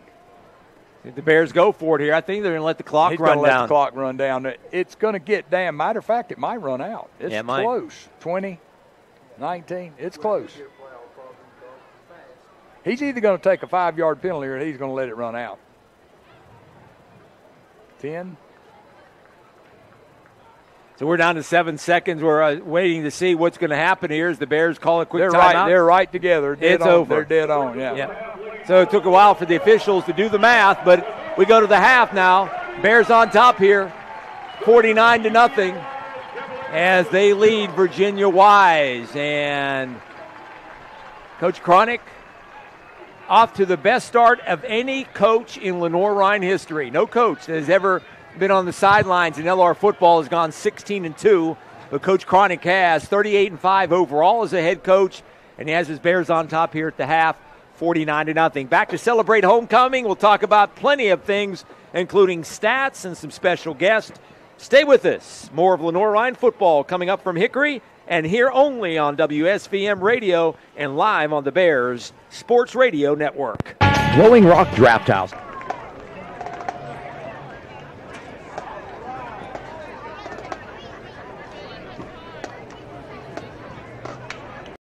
With me is one of Lenoir-Rhyne's Hall of Famers, Mike Pope, known for a longtime NFL assistant head coach, and sitting down with us right after the 2019 Hall of Fame ceremony to talk about his days at Lenoir-Rhyne, his coaching career, and some other subjects as well. Mike, you had a chance to see the Hall of Fame ceremony. What did you think about all of it? I enjoyed seeing that because when I was inducted, when Coach Painter called me about 8 or 10 months before it was announced, he said, "Pope, we're going to indict you in the Hall of Fame." I said, "Coach Painter, is that exactly what you mean?" He said, "No, I'm sorry, I mean." So anyway, we finally got straightened out, but I wasn't able to be here, so my sisters represented me when that announcement was made here publicly. But this was really nice to see these people being appreciated after your career. When you hear it goes by so fast and so many things happen, and you owe so much to all the people that helped you do what you did. And so it's really nice to see the fact that these young people today are still appreciating the people that helped them get where they are. If you had a chance to go back and look at your Hall of Fame career at Lenoir-Rhyne, and imagine today was your day to give your speech or answer some questions like we're doing right now, what would you want to say about your career at Lenoir-Rhyne? I would have probably been a mime because there's so many people that you have to appreciate. One thing that was said today, which I'm sure is not a unique thing, has been said many times here. It's never about you. It's about all the people around you and about all the people that have helped you. Danny Williams' name was brought up here several times today, and he was a great influence on me.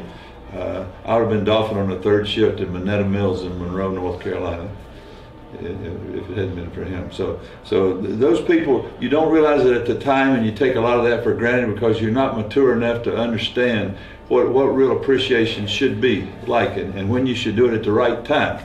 And seldom do we ever do it at the right time. We always end up doing it later on in our life when we look back. When you look back, sometimes the right people show up at the right time and in the right place. It's pure happen chance, and so I've always been so appreciative of him. Another guy named Dean Sivis, who played here at Lenoir-Rhyne, was a good coach, passed now, but he had a great influence on me. He got me in the weight room and told me, he said, your arms look like 2 strings hanging out of a sleeve. He said, I'm going to get you in that weight room. So he did, and that helped me a good deal in preparation to come here, and it continued that when I was here. I'm sure you told the story before. How did you get into coaching, or why did you decide to get into coaching? Well, God bless my mother. She's no longer with us, but she never thought I had a job.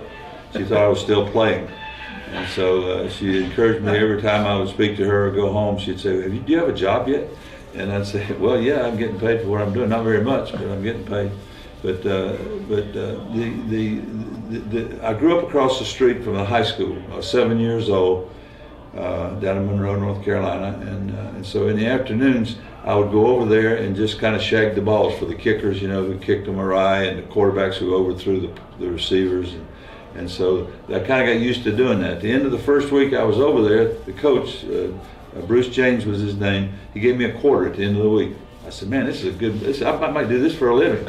So I just continued to do that. And then when I got up to high school, I was fortunate enough, I started as a freshman in high school as a quarterback, because we didn't have junior high programs and small league footballs in those days. But I was around the football team all the time, because I became a manager, and I would throw with the quarterbacks and catch with them. And I have good memories of a lot of the guys that I knew in high school, because they encouraged me, said, man, you got a really good rocket arm. You need to try this. So I did, and so fortunately I came to Lenoir-Rhyne and became a blocking back. I was going to East Carolina, and then Danny Williams talked me out of going there. He said, you don't want to go, that's not really a college. So the rivalry was pretty good, especially after Clarence Stasevich went down there to coach. It was a heck of a rivalry after that. But anyway, I came here really because he felt like it would be a good thing for me, so I just kind of migrated into coaching, and I played a year in the old World Football League down in Charlotte, and got an injury, and I couldn't do that anymore. I wasn't fast enough really to play a receiver position. I did play some defense, but Danny Williams had a lot to do with my knowledge and understanding of the game. And he was more than just a coach. He was like a surrogate father. But he taught me about football. He taught me what defenses looked like. And by looking at a couple of players, you didn't have to look at all 11 of them. Mm-hmm. If you just watch a couple of them, you should know what the rest of the defense is like. And so a lot of the terminology that he taught me carried me right through 35 years in the NFL. It didn't change, because only. He spoke, and I was sitting in the back of the room, and he left when he finished speaking, and he walked by me. And when he got right close enough to me, I leaned out of the aisle and I said, Coach, I said, Mike Pope. That's all I said to him. And he looked at me and turned his head and looked at me, and he said, hell of a coach. And kept on walking. Tony Romo and Jason Witten call him the best tight ends. Duggar, he splits through it again. He's at midfield, breaks.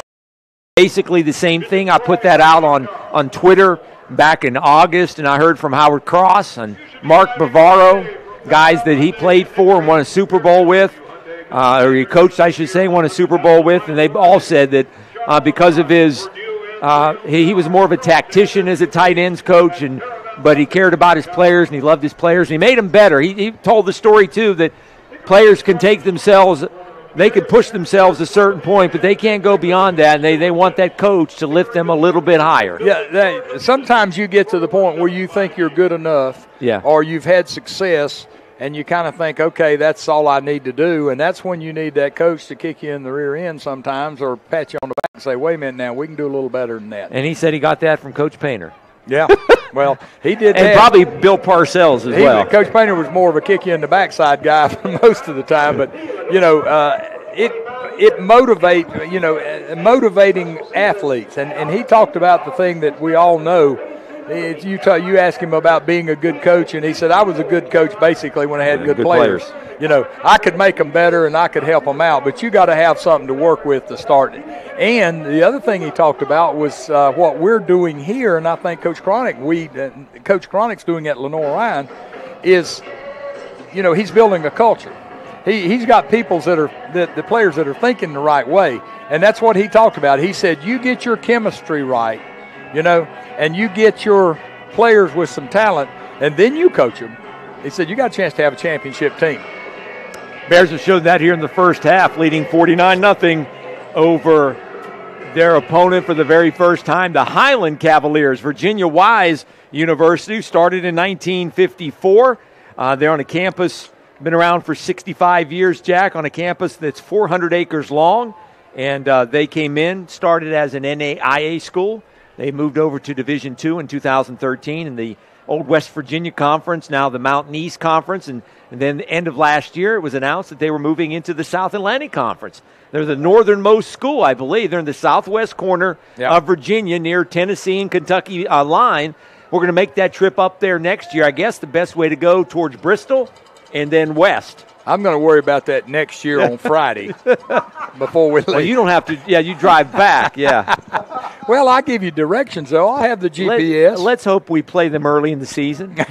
We don't want to play during snow season now. You know, because I worked at East Tennessee State for a couple of years, and I know have you heard far up there it is. You know where Wise, Virginia is located? No, I do not, but I'm going to almost bet you if I'd go back and I could check my logs that I recruited there. That was part of the recruiting area that I had when I was at East Tennessee. I went into a lot of schools. They had never heard of consolidation. There'd be a high school with 250 students, and I'd drive 5 miles, and there'd be another one with 250 students. They're just little communities all up through there, and they all had their own high school, and they all had good football teams at times. Shout out to a couple of former teammates of mine, Jeff Lindsay, Jeff Long, both listening into us here this afternoon on the Bears Sports Radio Network. And for another teammate of mine, Jeff Jones, who's listening up in West Virginia, he said he didn't think you could tell that many stories. You still have plenty. Another guy you recruited. Hey, Jeff Lindsay, I ran into yesterday. He played in the golf tournament. And I ran into him. He came out. This guy comes out of the pro shop, and I'm standing there, and he walks over to me. And as soon as I saw him, I recognized the face, and I couldn't call his name. I said, "Tell me your name." And all he said was, "Do you remember the Elon game?" Boy, do I remember the greatest. That was the most fantastic finish I'd ever been involved in. And Jeff Lindsay was National Defensive Player of the Week for that game with interceptions. And I think I remember the stat sheet, I believe he had 27 tackles. He played our safety position, but our safety position came up and supported the run. He made 27 tackles and intercepted a couple of passes and intercepted the pass that ended the game, we thought. And then we kicked the field goal with 0 time on the clock to win the game. Just an unbelievable ball game. And Jeff Lindsay was National Defensive Player of the Week for that game. Man, kicked the field goal, Steve Crittenton. The late Steve Crittenton. That record still stands today. 54 yards. Hey, he just missed a field goal from the 10-yard line, and then kicks one from 54 yards. We're underway in the second half. The opening kickoff. It was a short kick, fair catch called for, but a flag up here at the 35. See what the flag is. Likely an offside against the Bears. So it is against the Bears, so they'll move it up to a little over the 30-yard line at about the 33. Catawba, Limestone 35, Catawba 24. Did I update that one, or is that the same? It is the same. Wow. Carson Newman 69, Pembroke 18. Wow, that's 111 points in the last 2 weeks that Carson Newman's laid up. We go down to Pembroke in a couple of weeks, gentlemen. After Carson Newman, we head down to University of North Carolina Pembroke, which will be the last game of the series. They're going into the old Mountain East Conference, and they're going to replace, I believe, Virginia Wise in that league. Yeah, and I believe we may be playing Barton, maybe taking over that spot. They're on a scheduling alliance.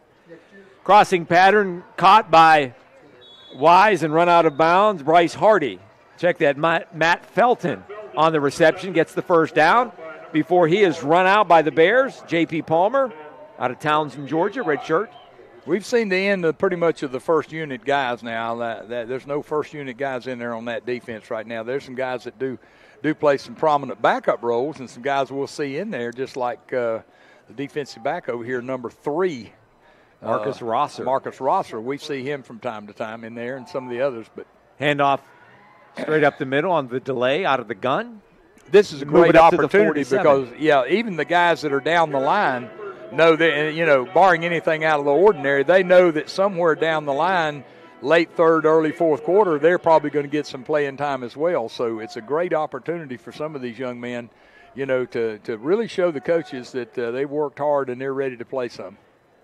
4-yard pickup, 2nd and 6. Same play up the middle, draw play, and sprinting through the middle of the field and a first down before being drugged down by the Bears into LR territory at the 42.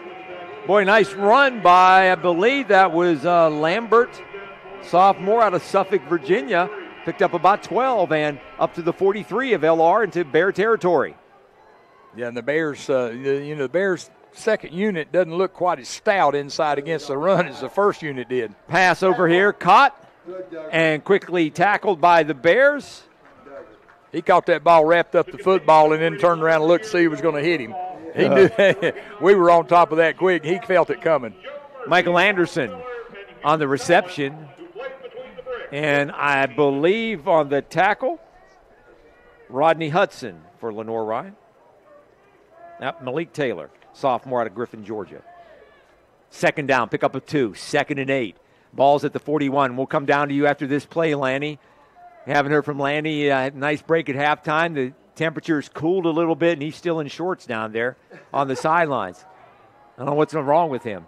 Here's a run around the left side, shy of the first. Goes Taylor, and he'll get it down to the 33-yard line.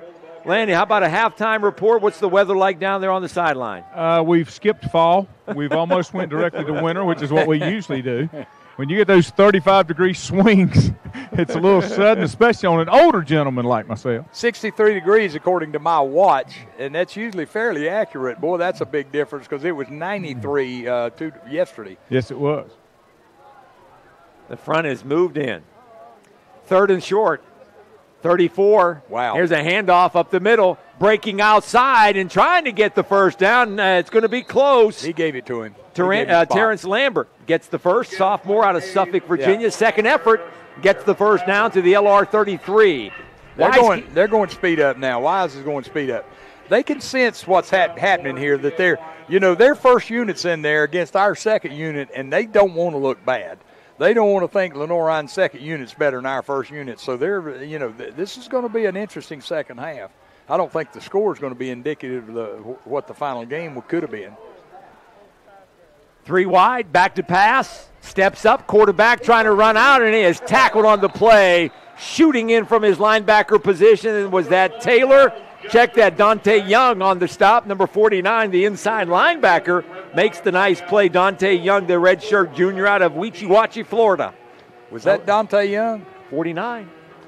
Or was that 31? It's 31. Okay. Miles Jackson. Hey, guys, you talk about the quarterback. He really is fairly immobile, and you don't see that much in today's game because he just could not move out of the pocket. Yeah, he's a pure pocket guy. They're running the spread, but without him being a threat, it kind of limits what you're going to do with it option-wise. 2nd and long, down the middle, caught. And that's what he can do, though. If right. You give him a clean pocket now, he'll stand back there and throw completions. He's a big, tall kid with a good arm. And, he's an NFL prospect, but he's not a college prospect. Everybody's looking for that mobile guy. They still want the NFL will still take a guy that's in the pocket, although looks like with what we're seeing nowadays, they're going for the college mobile quarterbacks now in the NFL too. Damon Williams on the stop for LR, freshman out of Waynesboro, Georgia. 3rd down and 6 now for Wise. 10.5 minutes to go in the third. They've held the ball for the first 5 minutes. Here's a handoff up the middle. Bears shoot in and make the tackle. Again, Miles Jackson on the stop. He was one of the highly recruited early signees by the Bears. He's listed as a defensive back, I think. And he's playing linebacker. He's playing linebacker. He's 6 foot, 220. Yeah, he's a good-sized young man. And, if you follow the evolution of football, people got away from the single wing because they couldn't find a tailback that could run and throw. And now everybody's doing direct snaps back to a guy they want to run and throw. All of a sudden, we're back in the single wing days. 4th down now. Wise will go for it, under pressure, rolling right, trying to run with it for the first down, and he'll get it. He's got it. Nice they give him a bad mark. Oh, they gave him a terrible mark. No, he didn't. I'm sorry. Where the white hat ran to, I thought he didn't get it, but the other guy had already marked it past the pole. So Redwine gets the first down, scrambling. Good call, Lanny. Yep. He's really immobile. Boy, that was not very pretty right there. I'll be honest with you. I tell you what, he had to have a clear boundary to get to it over here. You're right. He's not the most mobile, and he's not looking to run. He only ran there because he didn't have any other choice. 3 receivers wide, delay handoff. Finding for some yardage up the middle goes Lambert inside the Bear 20, down to the 18. Jay Wiley in on the stop for the Bears. Some of the other backups and reserves. Another player that I've called for the first time, Derek, check that, 76, Elijah Last, sophomore out of Matthews in Sun Valley High School. 2nd down and 6. Back to pass, rolling right under some pressure, throwing high, caught, 1st down and out of bounds. 1st down for Wise, 1st and goal now down to the 8. Run out of bounds by Rosser. Miles Jackson hit the quarterback just as he got it off. Sun Valley High School, home of Monty Broom, one of our outstanding offensive linemen from the 70s. Handoff left side, making a move inside the 5, flag down in the end zone. Well, I'll tell you what's happened back here. We got a player that couldn't run off the field. He's sitting at the 20. No, he's sitting at the 17-yard line. He was trying to run off the field and he couldn't. And I don't know if that's the flag. I think that may be the flag on us for 12 men on the field. He was trying to get off the field and he got to the hash mark and he fell. He just stayed down. He just fell down right there. That is Miles Jackson. Miles Jackson, yeah. He looked like he was hurt after that last tackle. Should that rule See be if it's against the Bears right now? See if this is 5 yards. I wonder if that is penalty. Should even be a penalty. Well, when the guy's trying to get off the field and he's injured, well, it's not like they're trying to trick somebody with 12 men on the field or anything. You got to blame. And I hate to do it here. You know how I am, but boy, you got to blame the officials. You got to see a guy running off the field. If you ever need any help in that, Jack, I can help you. Well, I'm gonna tell you, you got to see that. You got 6 guys out there or 7 guys out there. You've got to see a guy running off the field that doesn't get off the field. Yeah, and the thing of it is, like he Juju fell. said, He's not out there in the field of play. He's not trying to fool anybody, you know? No. And if you think he is, that's when you get a 15-yard penalty. Dave Damron is the head coach for Virginia Wise, and he's very demonstrative over there. He said, give me the penalty. He's in his 4th year as a head coach. This program, 4-6 last year. Well, they're tucking that flag, Juju. Are they? Yeah. 1st and goal, you're right. Yep. At the 9. They're doing what they should have done to start with. They're calling it no play. Situational call that time. You got it. Redwine out of the gun. 2 receivers, 1 goes in motion, handoff. Take it straight up the middle, down close to the 5. Goes Jacoby Johnson, freshman out of Jacksonville, North Carolina. This is exactly what he would have liked to done to begin the game. He's taken 7 minutes off the clock already. We're down to 8:12 in this quarter. He would have. This is exactly the way Virginia Wise would have loved to started this game. Ball possession, don't let the Bears have it. Move it down the field and put some points on the board. 2nd and goal now, 6-yard line. They run it up the middle again, and the Bears hit him at the 4 and get some team tackling. Nice run again by Wilkins, and he'll get it down to the 4, 3rd and goal. I've been pretty impressed, with our tackling of our secondary. We don't always cover the best, but boy, I'll tell you, we tackle well at the line. If we come up, sometimes when we set our feet, we get stuck like we're in cement and can't get to the guy. But boy, you come up from the safety position, that was a heck of a tackle right there. They'll mark it at the 5, 3rd down and goal. Quarterback play action, rolls right, throws over here, tight end out of the backfield, and he'll get it into the end zone. Touchdown. Nice looking play. As the tight end just sneaking out there, Seth Phillips, sophomore out of Independence, Virginia, puts Wise on the board for the first time this afternoon. And they're going for 2. 49-6 now. If you make 2 every time, score enough, you can get there quicker. 16-play drive. Well, the problem is that, if we get about a 6-minute possession, 3rd quarter is going to be over, and they get another 8-minute drive, game's going to be over. 16 plays, 75 yards. And they're on the board. It's 49-6, 7:21 to go in the 3rd. 3 receivers out, quarterback rolling right again. Redwine throwing over here, completes it to the back, but didn't make it. Good job of tackling right there. Again, nice play by the Bears. They snuffed that play out, and that's J.P. Palmer on the stop for LR, along with Keegan Mayfield. And it's no good, so we'll take a break. With 7:21 to go in the 3rd, Wise on the board for the first time this afternoon. Your score now reads Lenoir-Rhyne 49 and Virginia Wise 6. Back with more on the Bear Sports Network, powered by Carolina West Wireless. Quality work.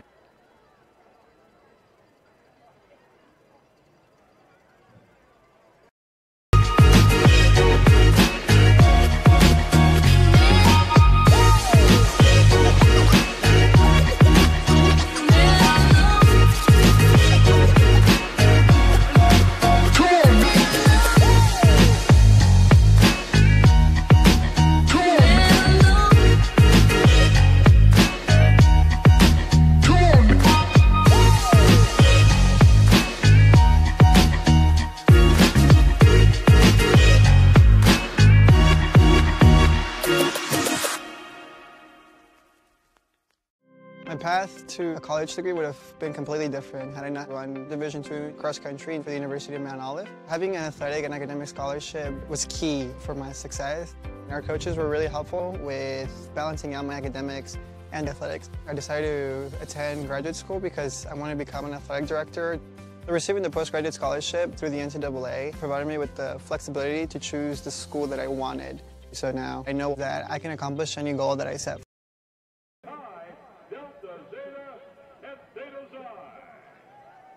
And your 2019 Homecoming Parade Homecoming 2019.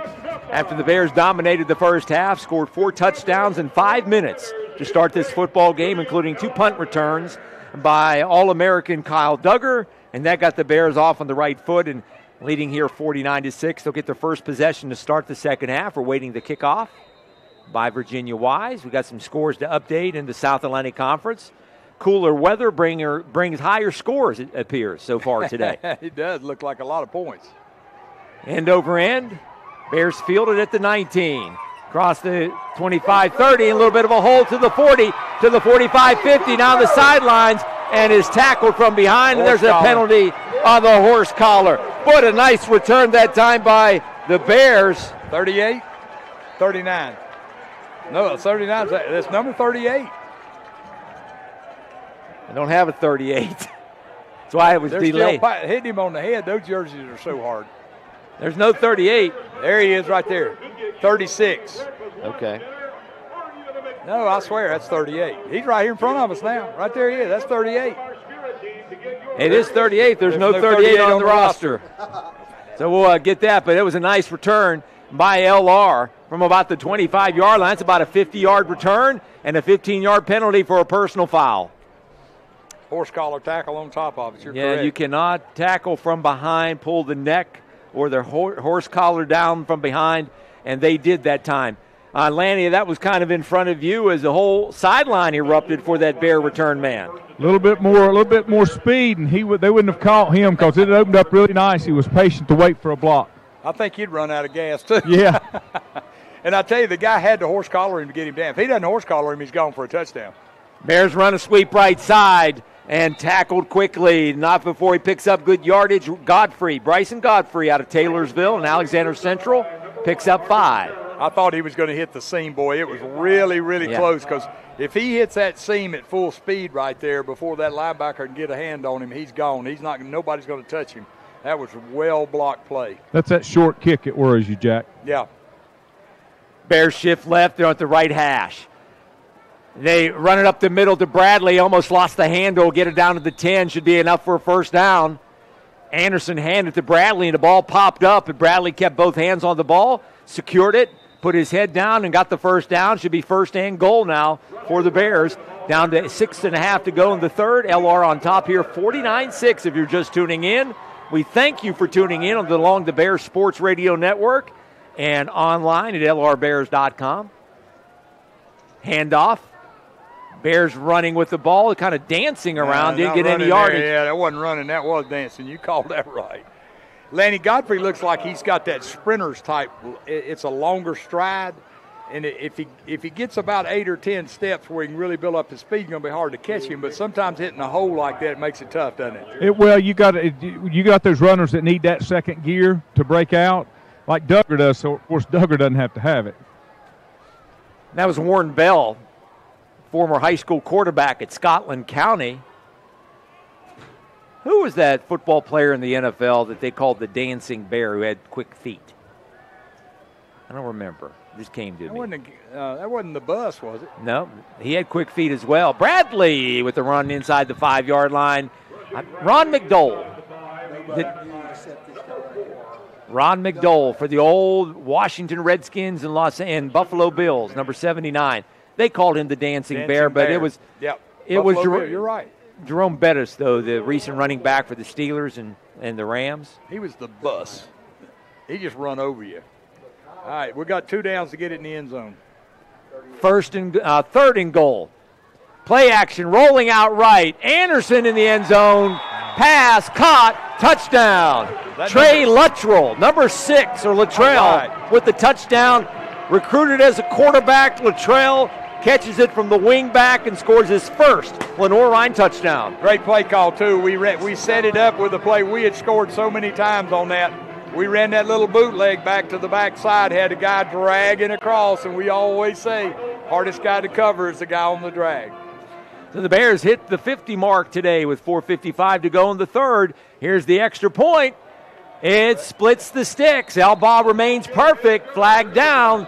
Maybe roughing the kicker. He ran into him. 56-6 now in favor of the Bears. We'll take a timeout. Back with more on the Bears Sports Network, powered by Carolina West Wireless. It's Nick at Paramount Automotive.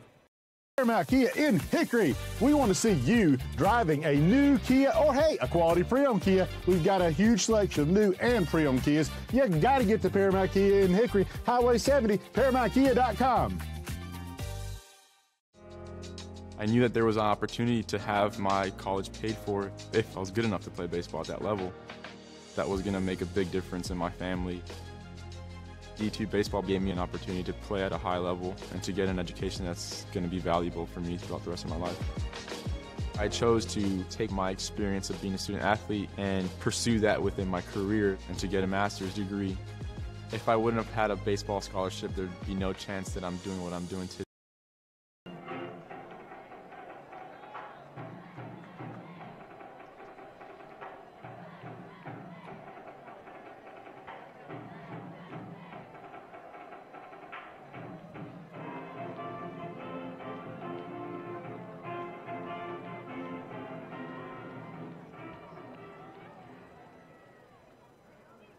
Focus here. He's right. Nobody.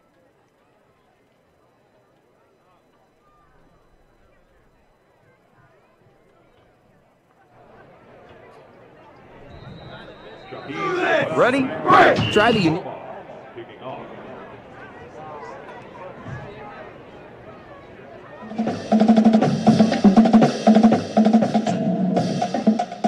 Back after the Bears touchdown and a penalty against Wise. And that allowed Norwood to boot it out of the end zone. So that's where Wise will start it at their own 25. So Lenoir-Rhyne gets its 8th touchdown of the afternoon. We're late stages of the third quarter. It's LR 56, Wise 6. As some of the other teams in the SAC are also piling on the points this afternoon. Carson Newman, whom the Bears play back here at home in 2 weeks, are leading UNC Pembroke 69-18. And also today on the road, Limestone at home is blowing out Catawba 45-24 down in Gaffney. 45-35. 45-35. Wow. Red Wine with a pass. Incomplete off the hands of the receiver. 2nd down and 10. Yeah, I was looking for that one to go final here pretty quick. Let me check it again here. It's 45-30. Nope, I take that back. 45-24, Juju. You were correct. My bad. You said 45-24, right? Yeah. Yeah, it was 45-24. See if you pick up number 1 Valdosta State. They're playing this afternoon as well against Mississippi College. Pitch play and a big hit that time by the Bears. Coming up and making the play from his corner position, I believe for LR is number 40, Kendrick Wade, redshirt freshman out of Quinton, Georgia. I wish they'd been on this side. On the far side. Ooh. 3rd down and 15. Big play. Ronnie Lott heavy hitter play. So Wise will send 4 wide. Quarterback back under pressure. Steps up, rolling. Hit from behind. Ball's on the ground. And a fumble, and Wise will recover. He called it a fumble, too. I thought the official may call that an incomplete pass. I think the quarterback, Lanny's going to be a little sore tomorrow morning. Yeah, it's not going to be a comfortable bus ride back. Who'd you have on that big hit? Number 40. 40, Kendrick Wade. Okay, yeah. I thought it was 41. I just saw the replay. Yeah. We have very few quarterbacks that leave here on the other team that aren't sore when they leave. So Wise is going to kick it. Bears get 11 out on the field. Duggar's not back there. No. He's seen the last of his action today. And they angle it out of bounds in their midfield. Not much of a kick. That's about a 20-yard kick, 21-yard kick. It's going to be in LR territory, in fact. It's going to be a 23-yard punt by the Highland Cavaliers. So the Bear offense, we've seen a couple of quarterbacks. LR's played, I'm guessing, somewhere in the neighborhood of 60 to 70 players already today. Yeah, and there are going to be more of them seeing that. Anybody that's not going to be redshirted is going to play today. You can count on it. It's homecoming, and folks are here to see them play. Yep. And they're going to get a chance. Boy, I love it. It's great when you've got a game when you know a lot of the folks are here to see their young men play, and you get the chance to play them. I know Rich Duncan's probably not listening right now, but it's an interesting thing as the Bears run a sweep left side, running with the ball, and number 34 is Damian Devine, who's listed as a wide receiver, 190-pound freshman, came to the wing out of Fitzgerald, Georgia. 3 high school teammates are all on the field right now for Lenoir-Rhyne from Alexander Central High School. As Alan Chapman is in at guard, we see Gunnar Anderson at quarterback, his teammate Bryson Godfrey, and as mentioned, he was a defensive lineman but has moved over. Isaac Chapman, number 71, offensive lineman now for the Bears, all high school teammates for the Cougars. Anderson on the quarterback keep and did not make it back to the line of scrimmage on 2nd down and 10. He'll lose yardage back to the 40. That'll bring up 3rd and 12. Yeah, I missed the block right there. Freshman offensive lineman, I won't call his name or his number, but he flat missed the guy. The guy just nailed Gunner in the backfield. If he makes that block, Gunner's running it down the field with probably uncontested for at least a 10 or 15-yard gain. So the Bears have it. 2nd down and 12. Anderson back to throw. Throws it downfield deep, and it is nearly caught between 2 defenders. Intended for Lester, DeAndre Lester, another freshman. Nearly made a pretty much of a circus catch, Lanny, down in front of you. And that was in double coverage, too. Yeah. I mean, there was great coverage on that, but that one was on a dime. He threw that one on a dime. I thought the safety was going to have a shot at it, and when he leaped, the ball just went right through him, and then Lester had a shot at it. That was amazing. I mean, 2 people could have caught that football, and neither one of them did. 3rd and 12. Clock stops. 2:11 to go in the third. 56-6 in favor of the Bears. Marcus Smith goes in motion. There he and goes, look back open. and a crossing pattern. Threw it to the wrong guy. And it is caught, but shy of the 1st down is Lester. He'll probably go to the 35. The tight end dragging the other way. I believe that's Ramsor dragging the other way was the guy he should have thrown. He was wide open, dragging the other way. He would have caught the ball and run for at least 15 more yards Field before goal. anybody got near him. Not a bad play right here because you need some practice. They're trying to get team 1. They're going to have to call a timeout. They ain't got near enough people in there. They're missing a complete whole right side. 9, 8, 7. Now we may have too many. That's what happens when you start. You know what we always did? We did not do many substitutions on special teams. That's right. Yeah, I agree with you, Lanny. What you do, you'd have backups in case somebody was hurt. Right. But when you go in field goal, it was the field goal team. Exactly. Because of this. Well, it's not going to hurt you when you're doing it in a game when you're up 56-6. So right. That's the big thing. That doesn't make a lot of difference. But you're not going to do that in other games. So I don't know. It's 6 of one, half dozen the other. But that's certainly the reason. I agree with you on that, Lanny. You want to stay with us after the game? We'll name our fanfare. Player of the game, fanfare, Union Square in the newly renovated downtown Hickory. Sponsors our player of the game, Milton Reich. 27 years, part of fanfare. 52-yard field goal? 52. They'll spot it at the 42, so it'll be a 52-yarder, one of the longest kicks in LR history, but not as long as Steve Crittensen's 54-yarder. Rick Padgett, I know, had a 53. A 53. Did he have a 53 or a 51? He had one over 50. So here we go. 52-yard attempt. Snap, hold, kick. It's going to be a little short. And it's going to be no good. So the first time that Chase Albaugh's missed any kind of kick this year. He's been 3 for 3 on field goals, and he's been perfect on extra points all year. That long field goal is a little shy, so with 1:23 to go here in the third, it's still 56-6. as the Bears continue to play a lot of different players. We don't have the stats right now. Let's tell you some other stats. Lenoir-Rhyne football here on the Bears Sports Network. Brought to you by all season long Paramount Automotive, Cheerwine, David E. Looper and Company, Ortho Carolina, and by Mike Johnson, Hickory Toyota, People's Bank, Center Street Eats, Custom Design Group, and Dunkin' Donuts. Just among our many sponsors on the Bears Sports Radio Network. As we get ready to hit the road again next week, Jack, as we power up and head over to Tennessee. Well, yeah, and I'm looking forward to going to Tusculum because it's an afternoon game too. And that's a game that the Bears obviously will be favored to win, but they're going to have to play well. Oop, missed tackle. Couple of missed tackles on a draw play, running with the ball over midfield. Another first down for Virginia Wise. Marcus Bramer. That's Shaheem Reed, freshman with the run to the 48 of LR. Down to the final minute and 10 seconds here in the third. First down for the Highland Cavaliers. They're sticking with their starting quarterback here. Back to pass. Redwine steps up, dumps it off, running back. Breaks the tackle, jukes his way, and then run out of bounds at about the 43. Not before a 5-yard pickup. Second down coming.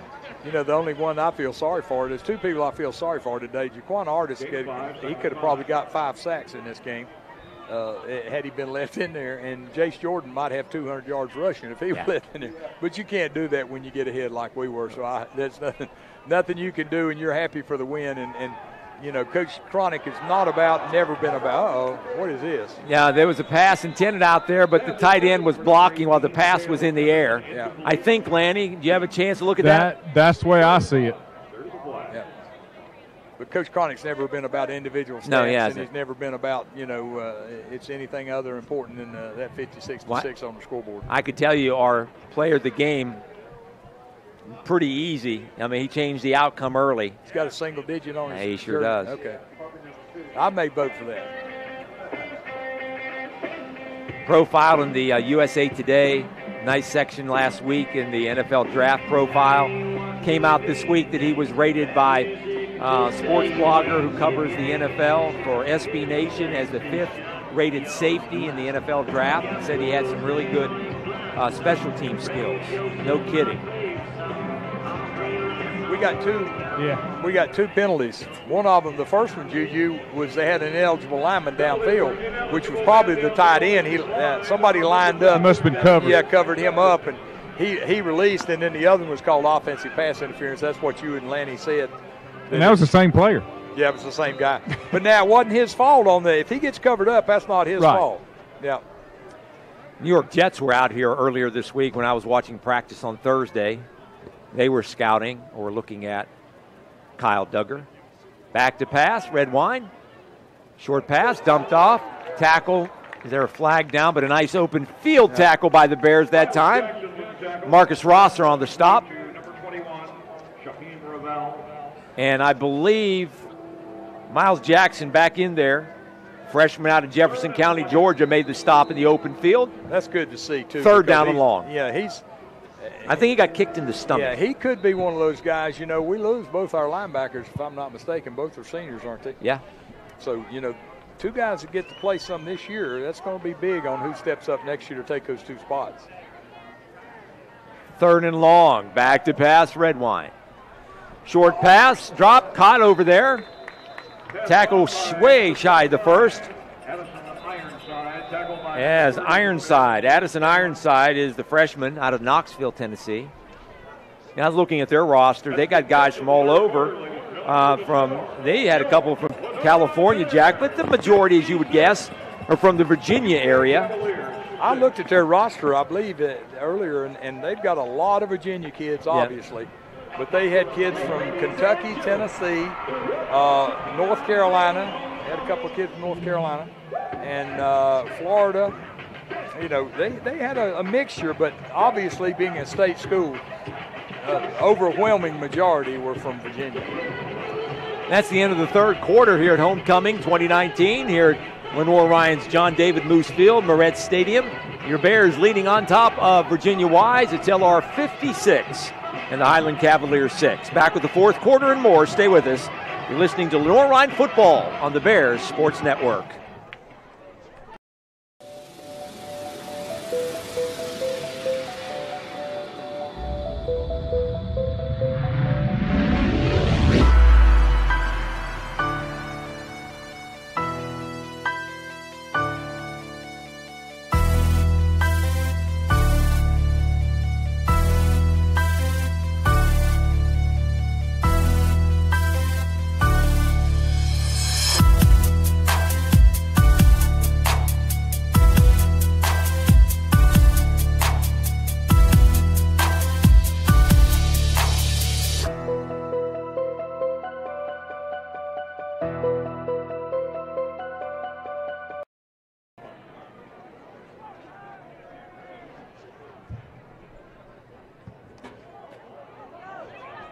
For you every step of the way.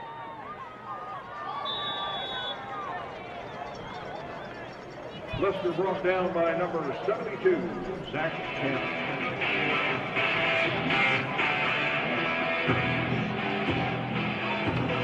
Sponsor of the Lenoir-Rhyne Bears.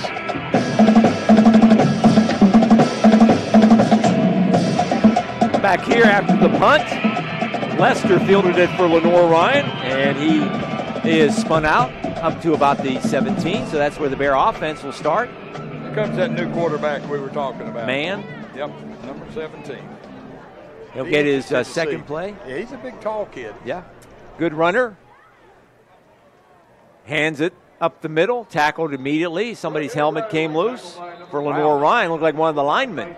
I mean, it came way loose, too. It did. Rolled about 10 yards off the line of scrimmage and quickly gets off the field. He got to get somebody way down here deep. This guy, that's 66. He was a starter. I put him down there. We were looking at it, Shane Wells.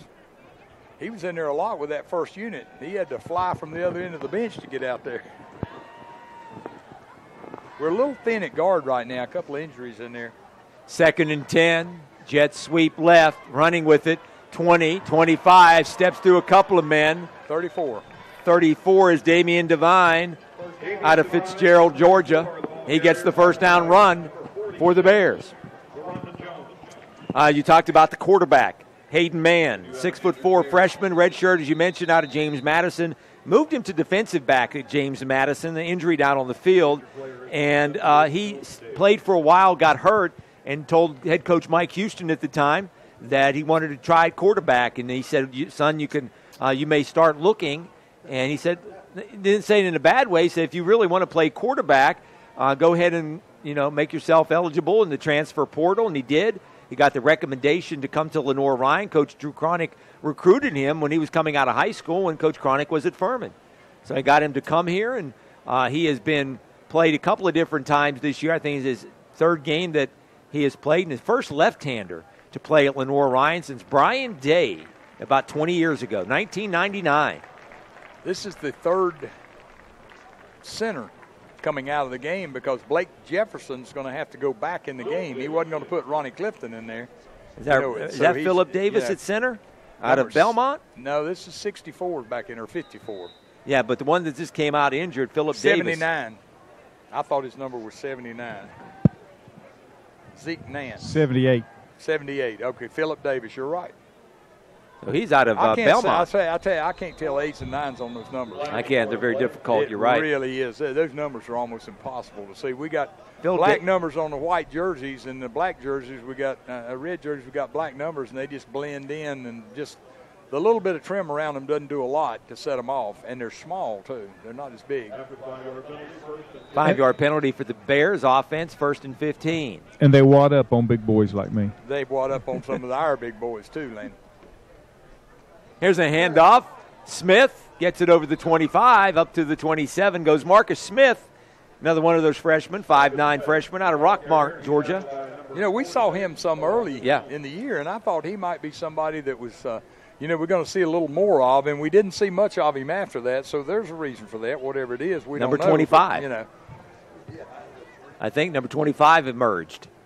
Well, that could be a possibility too, but also we weren't seeing him before Jordan played. It was by the third game, he was not playing as much. 2nd down and 12. They run the quarterback keeper left side. And Mann, trying to get some yardage, steps through one man, gets it over the 20, or 30, up to about the 35. It's going to be shy of the first down. It's going to be 3rd and 4 coming. Well, the Bears at least got it back into a makeable situation. Let's see what they can do here. We've had some magic with a few plays today. It might be time for them to magic up again right here and see if we can get another play and pick up the first down. Hayden Mann comes on the sidelines here, or close to the sidelines, and gets the play from Drew Cronick. Play clock down to 15. Wow, we're huddling. How about that? That's when we're trying to use up the clock. Yeah. 12:37 to go. They got everybody on the line of scrimmage. They're not expecting a pass. They just look discombobulated right now. Bumfuzzled? Yeah, among other things. You get so deep in playing people that it's Yeah. hard. You don't have that consistency, and they don't know what the guy beside them's doing. And I can see where it causes a problem, but it's still good to get these kids out there. Oh, absolutely. You know, it's a little easier on defense too, Lanny, you know, because you get out Right. there on defense, you might line up wrong, but if you happen to fly around, you might make a tackle anyway. On offense, that front five better be coordinated, that's for sure. 3rd and 9 now after the penalty. Mann will roll right, looking, firing, off the hands of a receiver and incomplete. Through behind, I believe. So that's going to bring up a punting situation now for the Bears. Well, you know, Gunner and Mann, neither one have looked real sharp in the backup role today. But, you know, also playing with the second team and the third team, whatever you want to say, may have something to do with that. But they have not looked sharp throwing the football. So that'll bring on Michael Owen to kick it away now for LR. He's standing at his own 15. This kid that had 2 punt returns in the first game of the year against Chowan, which they won. Didn't win that Chowan they beat? They did. Their only win. They've lost now going to be 4 games in a row. They beat Chowan 40-22. Lost to Tennessee Tech 31-14 and Mars Hill by a touchdown 21-14. And then last week the wheels came off in the second half. It was a close game. They scored first against Carson Newman and led. It might have been a 2-touchdown game at halftime. Carson Newman blew it open in the second half, won it going away 42-7. And today, the first 5 minutes of the game, the Bears just jumped all over them to lead 28-0. Yeah, 2 punt returns, and the next thing you know, it was over. Jet sweep, left side running, up close to the 40. As Wise takes it, that's Demetrius Mann. Limestone final. Okay. 52-24. Over Catawba. That's really a surprise. The ball's loose. Bears Fumble gotta on the be play, all the over Bears it. are going to They got get it. the turnover. There Crowd's he is. still in the game. I'm impressed that the crowd's still 49, here. number 49. That is Dante Young. Yep. And he gets a nice high five from defensive coordinator Joel Taylor. Down out here out of the booth, and he's on the sidelines as well. I had a chance to talk with Coach Taylor. Bears Talk Live this week. I mean, he's a very energetic guy. All over the place. And the Bears got, Lanny, you might want to check and see. They got one of those turnover buckets or turnover something or other. I'll see what I can find out. Yeah. It was like a bowl of porridge. It has something to do with bears and honey, I'm sure. Looks like that's, yeah, it does. All right. Bears have it first down into Wise territory. Mann hands it off left side. Marcus Smith takes it inside the 40 down to the 36. Pick up a 4, second down and 7. Long 6. Let's see if the Bears stick with more traditional stuff right here. We didn't execute some of our other plays that require bigger timing, and it might be that we'll stick with more traditional stuff right here. I'm betting we don't see that offensive line shift.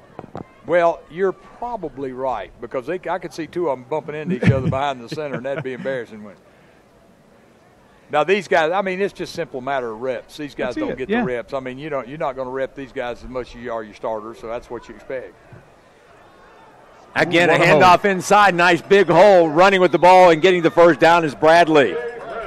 Rajay Bradley, who's gotten a lot of attempts this year, came into this game averaging about 3 or 4 yards a carry, picked up the first down, 5'9", 195-pound redshirt freshman out of Waycross, Georgia. See, the good thing, though, is we've got backs, just like Bradley, that, have seen a lot of action. This is the backs that are in the backfield and the receiver-type people. We shuffle a lot of people, and Ramser's in there at tight end. You put those kind of people out there, you don't expect them to go down there and not move the football. You expect to move the football no matter who you got in there. First down, 28. Handoff. Up the middle. He'll get it in between the two hash marks down to the 24. That time it was, is that Josh Stewart? Another running back out of Hope Mill, North Carolina, Grays Creek High School. 46. Yes, indeed. Joshua Stewart, redshirt junior. I think that's his first carry. I don't remember him getting one. Yeah, he's a new fullback. We got a bunch of them, don't we? Yeah, we do. Second. Or he's the B-back. B-back. Yeah, we refer to it. 2nd and 6. We just went unbalanced, but we lined up that way. Oh, yeah. 24-yard line, man in motion, taking the handoff, squirting around the right-hand side. 34 again, down to the 20-yard line. Damian Devine, who's listed as a wide receiver, but picks up that's about a 4-yard pickup. It's going to bring up 3rd and a long 2. Well, Derek Young is listed as a wide receiver, yet he carries the ball on the sweep. Yeah. They're really interchangeable guys. They're wingbacks now. Jaquay Mitchell and Shaheem Brooks and all those guys, they can play either of those two positions. They're very similar. 3rd down now for the Bears. Leading here big, 9 minutes to go in the game. Handoff fullback, trying to get the corner, makes a move, cuts it inside up to about the 14. Is that Amin Stevens? Looks like Amin Stevens, no, but 46. Nope, that is 46, Josh Stewart. Yep. Boy, he's built low to the ground. When I saw that 4 flash by, I thought, boy, he put Amin Stevens back in. Again, 5'10", 215-pound redshirt junior out of Hope Mills, North Carolina. That's right outside of Fayetteville. He is stuck with the program, and Coach Cronick mentioned that this week. How many guys that have stuck with the program, even though the coaching changed last year. He'll get it again, get it inside the 15, down to about the 12. And on first down, that's a pickup of 3, 2nd down. We're doing just exactly what Coach Cronick wants to do, too. He's just pounding that ball inside, run, and eat up clock, get some first down. We're down to 8 minutes. This has been about a 4-minute drive already, and we got the ball pretty deep in their territory, as I recall. This young line up here is doing a great job engaging the defensive line and moving, causing angles, giving some holes. They're doing a really good job. Yeah, and we've got some backs that can run. I think they figured out, let's go straight at them. We're not doing anything too complicated. It's a straight at them type stuff that we're doing better with. Stewart takes the straight-ahead handoff and plows forward to the 10. Pickup of 2. 3rd down coming. 3rd and 4 now for the Bears, trying to get another touchdown and get on the board and get over 60 points today. They've been stuck on 56 the last 2 games. How about that? Look at this guy's got the signs over here. Duggar's got one. I don't know what they're signaling out there. Yeah. They shouldn't. I don't know. Jace Jordan's got one down here. They got some serious signs going down here on the sideline. They look like maybe some of the things we use to signal plays in or something. That'll confuse them.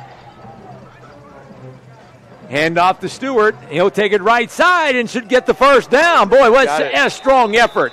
Josh Stewart down to the 4-yard line. First down and goal for the Bears. And you know what he's proven right today to Coach Cronick is, hey, if you need me, I can get you 2 or 3 yards in there like those other guys can. That's a great opportunity, and that's what from a coach's standpoint, you're going to look at the first 10, 15 minutes of this game and say, okay, this is what we did, okay. Then you're going to start looking at some of these young guys to see who look like they showed the potential you thought they might have when you lined them up. Under center, Hayden Mann sends a man in motion. He'll give the handoff left side, trying to follow his blockers, and he does. Devine down to about the 1-yard line. Check that 34 yet, Damian Devine. Yep. Freshman out of Fitzgerald, Georgia. I think the Bears got 3 players now on their roster from Fitzgerald, Georgia. Devine does. The thing about it, they don't have, we haven't checked the lineup for Virginia Wise, so I don't know if they've got their starters in there. They may be playing some other people too. But no, they're playing some other folks. I know now. 46, a linebacker's been playing the whole game, and number 7, I saw him in there. Outside of that, I didn't check any other numbers to see who's in there. 2nd and goal. Boom. Stewart up the middle. He'll get into the end zone. Boy, and the Bears over 60. For whatever reason, the Bears sideline erupted with that touchdown. He's probably, did you say he's a redshirt junior? Yeah. Yeah, he's been around. Stu. He's been around. I think they're saying Stu. Yeah, and he has stuck it out. He's been around, he's stuck it out. Look at him. They're all down there, all those backs, all those guys all around him. They loving it. Even Coach Cole, the defensive coach, is over there. He's one of those guys that you're glad to have on your football team. I'll tell you that right now. You can tell by the way they all reacted to that. 10-play drive covers 40 yards, and the Bears are on the board. Alba again. Extra point is up and good. He's been perfect today. That is 9 consecutive extra points for Chase Alba, and for the season, he is perfect as well. Alba now on the year, 34 extra points, and Stewart's still getting a bunch of high fives and handshakes, and they're pounding his helmet on his head, and he gets his first Lenoir-Rhyne touchdown. Joshua Stewart. We'll keep it right here, 62-6 now in favor of Lenoir-Rhyne. Today, around college football, at least at the Division II level, a lot of scores in the SAC. High scores, Limestone 52, Catawba 24. We go to Limestone in a couple of weeks down in Gaffney. Carson Newman, who comes here in 2 weeks, put it on UNC Pembroke, 69-18 up in Jefferson City, Tennessee. We'll get some other updates. Wingate was playing Tusculum, Jack. Wingate, I just got that score. Let me get back to it here. Oh, Mississippi College is down. Valdosta, it's in the fourth quarter. It's 35-17 Valdosta. All right. Mississippi College. Wingate 28, Tusculum 14 in the third quarter. All right. Mississippi College is offensive coordinator, former LR offensive coordinator, and LR Hall of Famer Tommy Lorendine.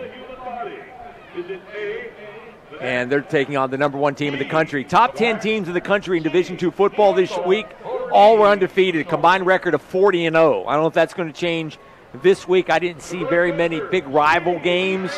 The teams in the top 10 are like Lenoir-Rhyne. They're playing a lot of teams that they've certainly been able to score a lot of points. And right now, I think the top 12 teams in the country are undefeated. West Alabama 28, North Greenville 20. 28-20, West Alabama. That's in the third. Is that game at West Alabama? It's at West Alabama. Woo, that's a long drive. If you haven't heard it earlier today, actually came out yesterday, Anderson University, located in Anderson, South Carolina, just outside of the Clemson area and the Greenville area, South Carolina, announced that they're going to start up football in 2024, and they'll be a member of the South Atlantic Conference, which give them 10 football-playing schools starting in 2024, if not sooner. And you know who hurts a little bit with those kind of things is Newberry. With everybody, all the small colleges down there and the Furmans and all them, Wofford, they don't recruit the same type of player for the most part. So, Newberry was able to go around and kind of get their pick down there in that area. Now with Anderson and Erskine, that very close by, they'll be in competition with some strong people, to get, How does Presbyterian do it? I mean, now they're down to. Well, they're not doing it. That's why they're going Division III. They didn't do it. They gave it a shot and it didn't work out, and I commend them for realizing where they were and going back. Now, they're going to try. They're going to stay Division I in their other sports, which is okay if they want to do that. They get a bigger piece of that NCAA pie than we get as Division II. But, that Division I football didn't work out, so you go back and, I thought they might come back into us, but they've decided to go Division III, which is non-scholarship level. Yeah, they're in the same league with Davidson and others. Here's a running play. University of San Diego is in that league, right? Drake is in that league. Yeah, in the middle of they go from Dayton, the East Ohio. Coast. Yeah, go from the East Coast through the middle of the country all the way to the West Coast. Jacksonville University, down in Jacksonville, Florida. Yep. So 9-yard pickup after Wise gets it after the Bears leading here now 63-6 with down to 5 minutes to go before here this game is over here at Homecoming 2019. Now the running play gets it up over the 35 to the 36. So the Bears are going to go to 5-0 on the season with the road game at Tusculum next week. We don't have another night game the rest of this season, guys. Halfway point of the season, mid-October, weather cooling. It's down to the 60s here today. That's pretty much going to be football weather from here on out. That's pretty much across the board, although there are some schools in the deep south where it stays hot longer. There's a high pass, incomplete. Now, I can remember one too long ago that the Bears played all their home games at night. We played all our home games at night for years, and the reason we did, the homecoming was the only afternoon game we played after we quit playing Catawba, on Thanksgiving afternoon. But, the reason Coach Painter told me on numerous occasions was, back in the day, a lot of our fans were going down to see Carolina, Duke, Wake Forest State play in the afternoon. They were coming back to our games at night, so we played at 7 o'clock so they could see 2 games. Second down, quarterback rolling under pressure, throwing, flag down. Pass is caught and out of bounds at the 40. We'll see what the flag's about. A holding call, perhaps. Thanks, Lanny. And you hate that, too. I was hoping there weren't going to be any more penalty flags the rest of the day. It just slows the game down when you have a lot of flags. And this game's been over since the first 5 minutes. I think this is the quickest end to a game I've ever seen. They picked it up. Okay. So it's going to bring up a second down and about 5. Lanny, last night your high school alma mater had a big win over the place you live in right now, right? That's right. West Lincoln beat Maiden 28-27. We do a little pool. Some guys, we pick 8 games, high school games, and that game was split 4-4. Wow, how about that? And Bunker Hill and Ford was the other one that was 4-4, and I got both those right. I picked West and Bunker. How many times has West Lincoln beaten Maiden down through the years? 8. We talked about that this morning. 38-8, I believe, is what it is. That's a huge win. And you want me to tell you something? It was homecoming at West Lincoln last night. Now, who picks Maiden for homecoming? Well, if you can't get Panera Bread to play, I guess. But it really blows my mind sometimes that you have think about the Carson Newman, Lenoir-Rhyne. How many years was it you? 20? 31. 31 years we played them without beating them. I mean, that's just incredible that could even, you could think about that even happening. 31 years, and you would think it's somewhere along the line, Lanny, that, you just stumble bum around and beat them, Well, Shelby and Lincoln used to be that way. Lincoln couldn't beat them and had lost to Shelby in the regular season, then met them in the postseason and beat them to break the streak. It's strange how it happens, but high school, I think there's more volatility with high school kids because they're 16, 17, 18 years old, and you don't know you don't think you know what these kids are going to do. Get the high school kids, boy. Then you really find out what it's about. Third down for Wise. They throw it across the middle. Bears make a nice play, shy of the first down. Jackson again. Yep. Miles Jackson, got to do some research on him. I heard he was one of the highly recruited guys, that he was a Division I prospect, and that he settled and decided to sign with LR. Well, I tell you what, he might be the only disadvantage at the big-time level would be his height. Yeah. He might not be quite tall enough. And more Southern Conference, I was speaking of Division I. Well, and a lot of times that's just what you're looking for. Tipped away as Good a pass. Rush. Good pass rush by the Bears up front. I think they brought a blitz as well. And Jay Wiley is at 27. Yes, sir. Made the stop that time, knocked it away, and it's going to force now a first down for the Bears as Wise turns it over on downs. First down, LR at the 43. We're down to 3:38 to go in the ball game here at Homecoming 2019. Lenoir-Rhyne winning handily, 63-6. We haven't heard an announced crowd yet, have we, guys? But I'm guessing maybe close to 8,000. No, I'd say it's more than that. I really believe north of that, too. I believe it's closer to 9. I'll tell you what. I looked at our side and it was slam full, but the other side was at least well over half full, maybe 2/3 full. Run the clock. There you go. Michael Brown taking the handoff, former quarterback, wearing number 19, now a wing back for the Bears. He gives some versatility to that position, too. Being a quarterback, he can catch the ball, but he could also throw that little halfback pass we might look at somewhere down the line we haven't used. And by the way, my story about the golf team, the girls' golf team, I forgot to mention my buddy's name, Walt Hensler. Okay. I know Walt may be listening. If you're listening, okay, I'm going to mention your name. Walt was a longtime athletic director at Northern Durham High School and an outstanding golfer and my partner. 2nd and 11. He's not as good as you, though, Mike. Don't worry. Bears run a play up the middle. Stewart, gain of 3, 3rd down and 9. I thought we could run the clock out with 1 first down, but it's 3rd and 9. We got to make a first down because he's going to run 2 plays. Or he could punt it. I don't know if he will or not. He could punt it because they're going to come back out throwing the football, and that's going to extend the game. But we could have. We could have piled it in there, but they got some of their better players still. I think to finally put in, I think it looks like more like the full second unit now. I don't see 46 at linebacker in there. He's been starting the whole game. 7's not there either. New quarterback in for the Bears, their 4th quarterback. Turn up. This is Trey Luttrell. He gets the first down. Hot almighty. From the wingback position, the freshman out of it. Georgia gets about a 10-yard pickup down to the 31-yard line. It's another custom design group.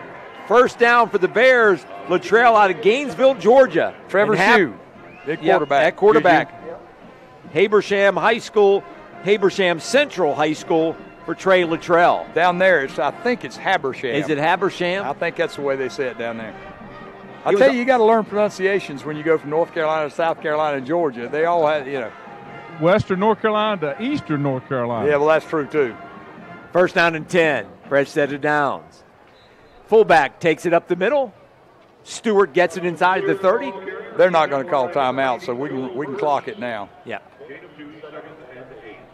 Yeah, we don't have to snap this one till under a minute if Coach is going to hold him over here on the side. He's going to make sure Trevor can't make a mistake running out the clock. He's going to hold him over here until it.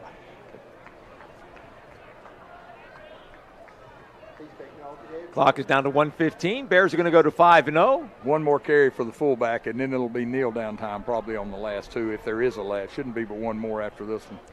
Shue under center. Nope. And gives it on a jet sweep left side and a big hole.